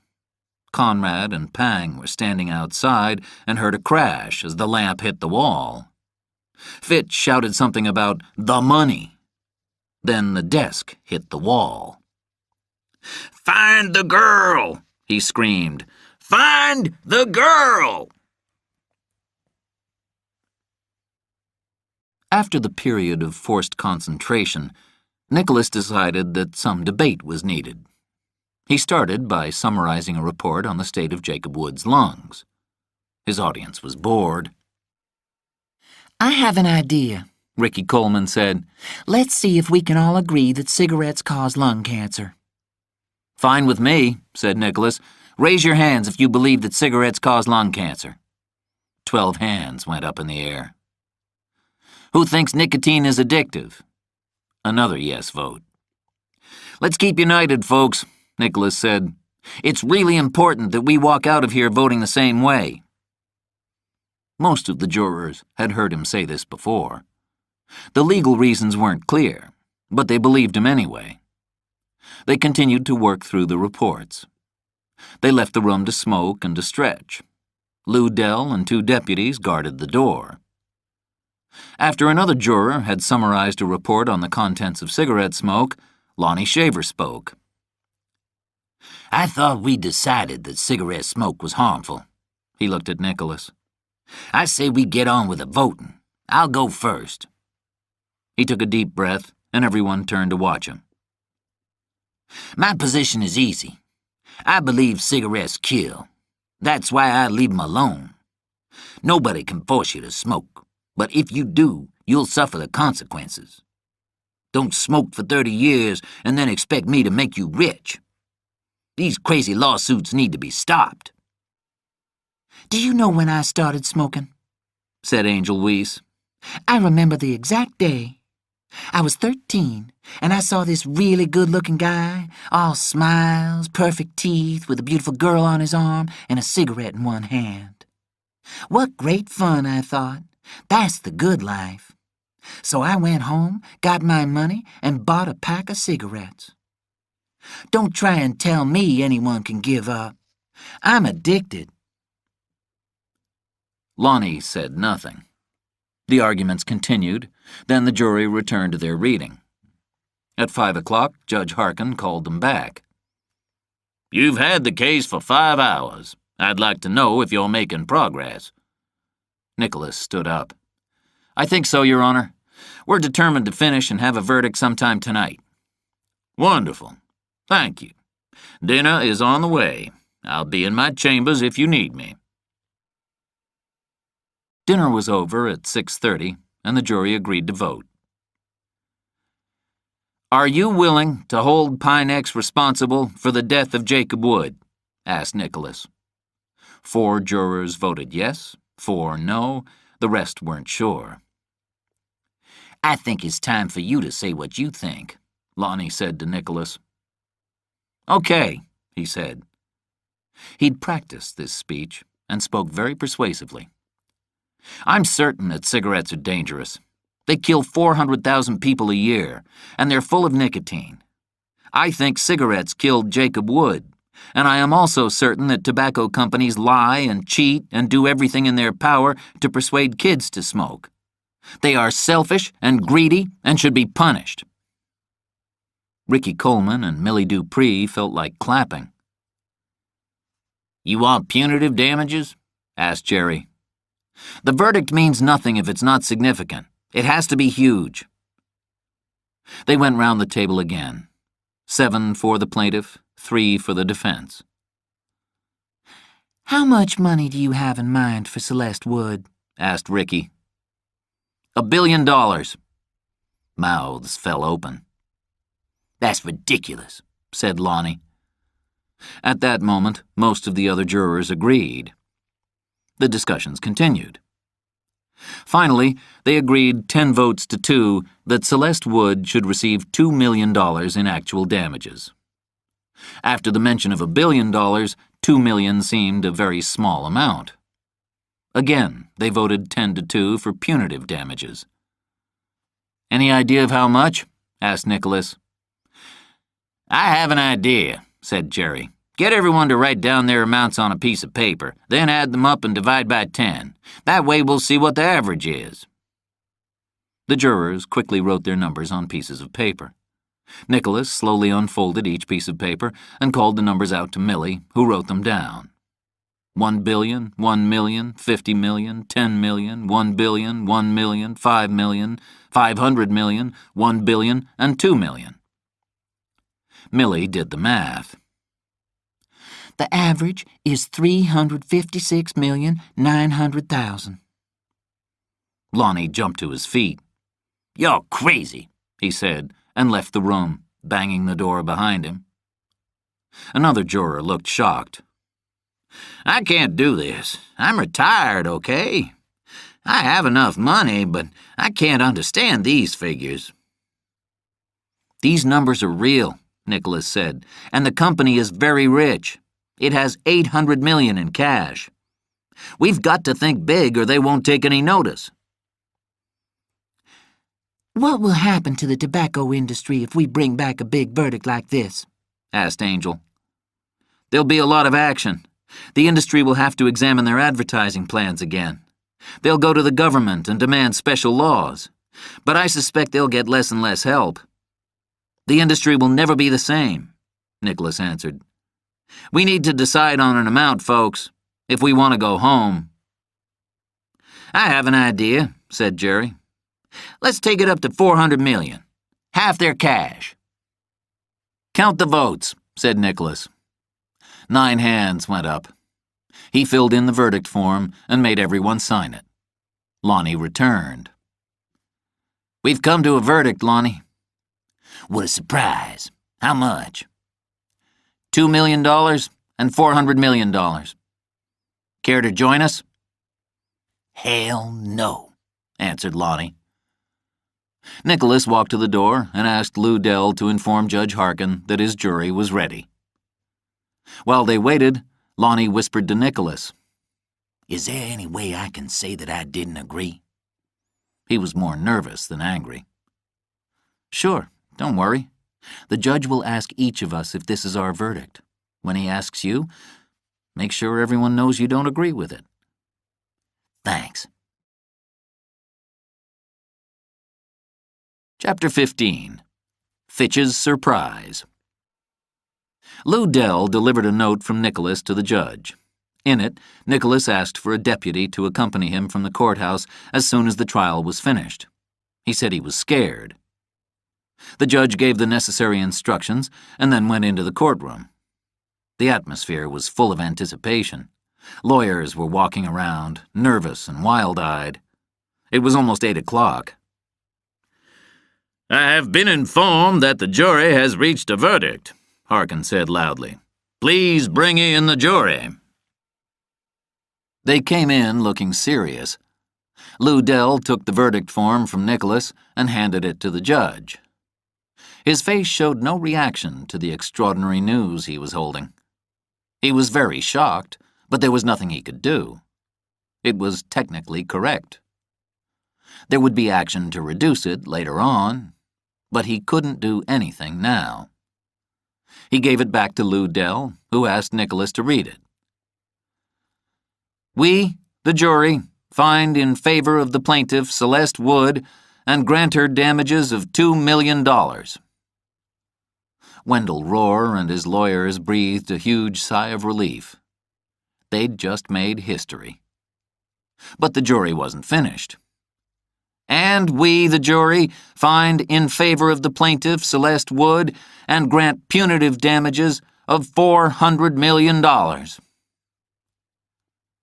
Cable sank down into his chair as if he'd been shot. The other defense lawyers stared at the jury box, mouths open, eyes wide in total disbelief. "Oh, my God," one of them said.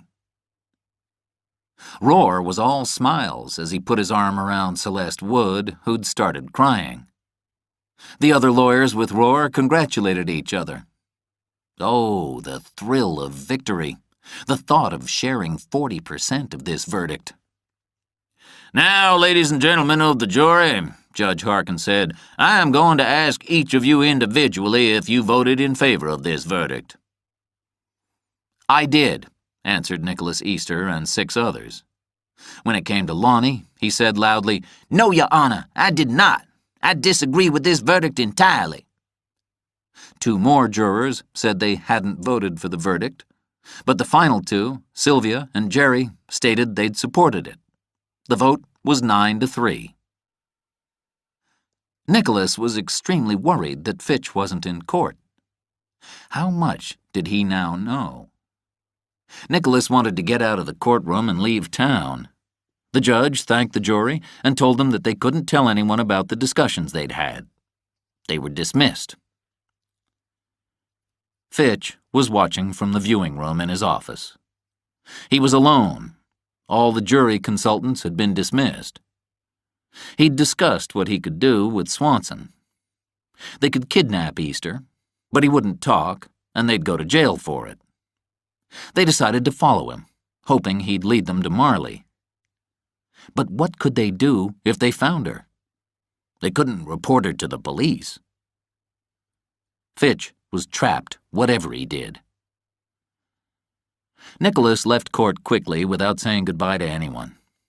At the back entrance, the sheriff was waiting for him in his car. "Judge said you needed some help." Nicholas directed him to a large apartment building north of town and got out, thanking the sheriff. He then got in a new rental car that Marley had left there 2 days ago and drove to Hattiesburg, where a private plane was waiting. He arrived in Georgetown with new Canadian papers. Marley met him at the airport. They kissed. "Have you heard?" he asked. Sure, it's all over CNN, she said. Was that the best you could do? She asked with a laugh. They kissed again. They went to the beach and sat in the sand alone as the waves washed across their feet. What a moment it was. Their 4-year operation was over. Their plans had finally worked. Perfectly. Marley went alone to the Royal Swiss Trust Bank the following day. Marcus greeted her in his office.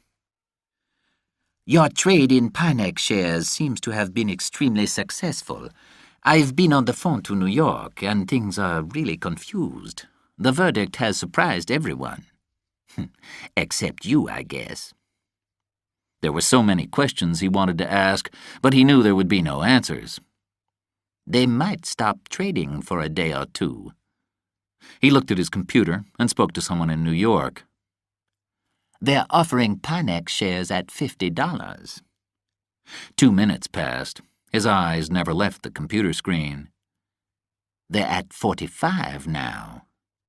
Yes or no? No. What about the others? Marcus's fingers danced across the keyboard. The entire tobacco industry is down. Check Pinex again, Marley said. Still falling. 42, with a few small buyers. Buy 20,000 shares at 42. A few seconds passed before he said, "Confirmed." The Marley-Nicholas team had just made $740,000, less the bank's fees. She went on buying slowly. The quick kill was happening.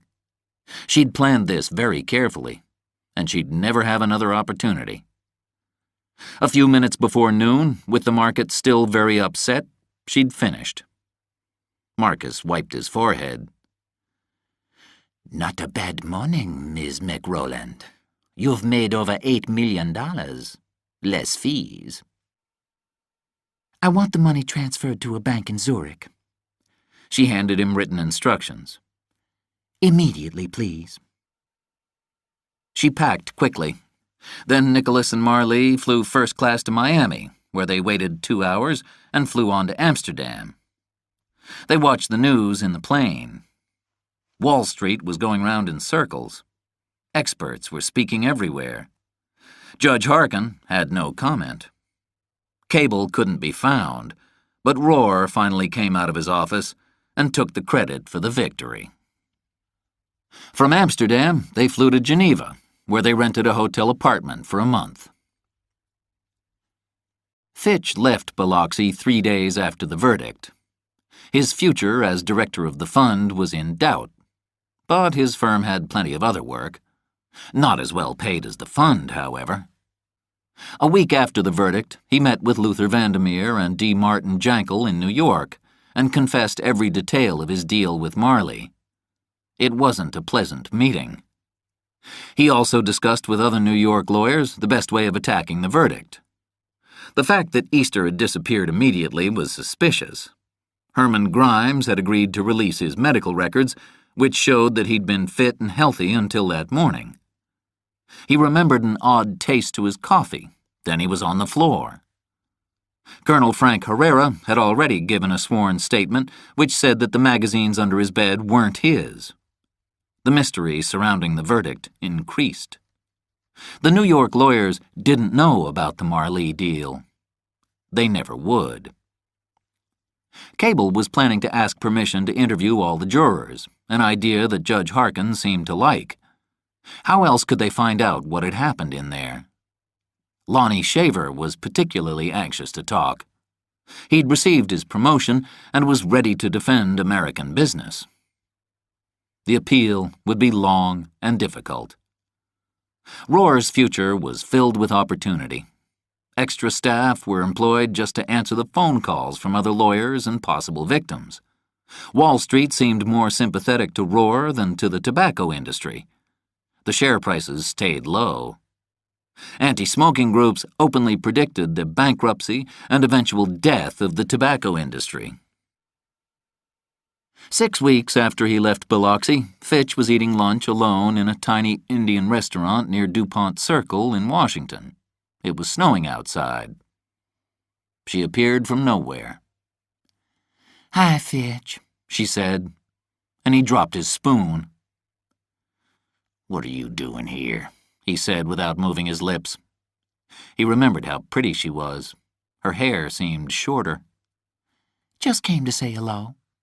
"You've said it." "And the money is being returned to you as we speak. I'm transferring it back to your account. All $10 million, Fitch." He could think of no quick response. He was looking at the lovely face of the only person who'd ever beaten him. "How kind of you," he said. "I started to give it away, you know, to some of the anti-smoking groups, but we decided against it." "How's Nicholas?" "He's fine." "Why are you returning it?" "It's not mine. I never planned to keep the money. I just wanted to borrow it. Tell me, Fitch, did you find Gabrielle?" "Yes, we did." "And her parents?" "We know where they are." "Does it make more sense now?" "It makes more sense, yes." They were both wonderful people. They were intelligent and energetic and loved life. They both got addicted to cigarettes in college, and I watched them fight their habit until they died. They died terrible deaths, Fitch. I was their only child. My mother died at home on the sofa because she couldn't walk to her bedroom." She paused, but her eyes were surprisingly clear. It must have been sad, but Fitch could feel no sympathy. "When did you start this operation?" "Graduate school. I studied finance, thought about law, and then I dated a lawyer and heard stories of tobacco litigation. The idea grew." "An amazing idea." "Thanks, Fitch. From you, that's a nice thing to hear." "Are you finished with us?" "No. We'll watch the appeal closely. And if your lawyers go too far attacking the verdict, then I've got copies of the bank transfers. Be careful, Fitch. We're proud of that verdict, and we're always watching. And remember, Fitch, next time you go to trial, we'll be there.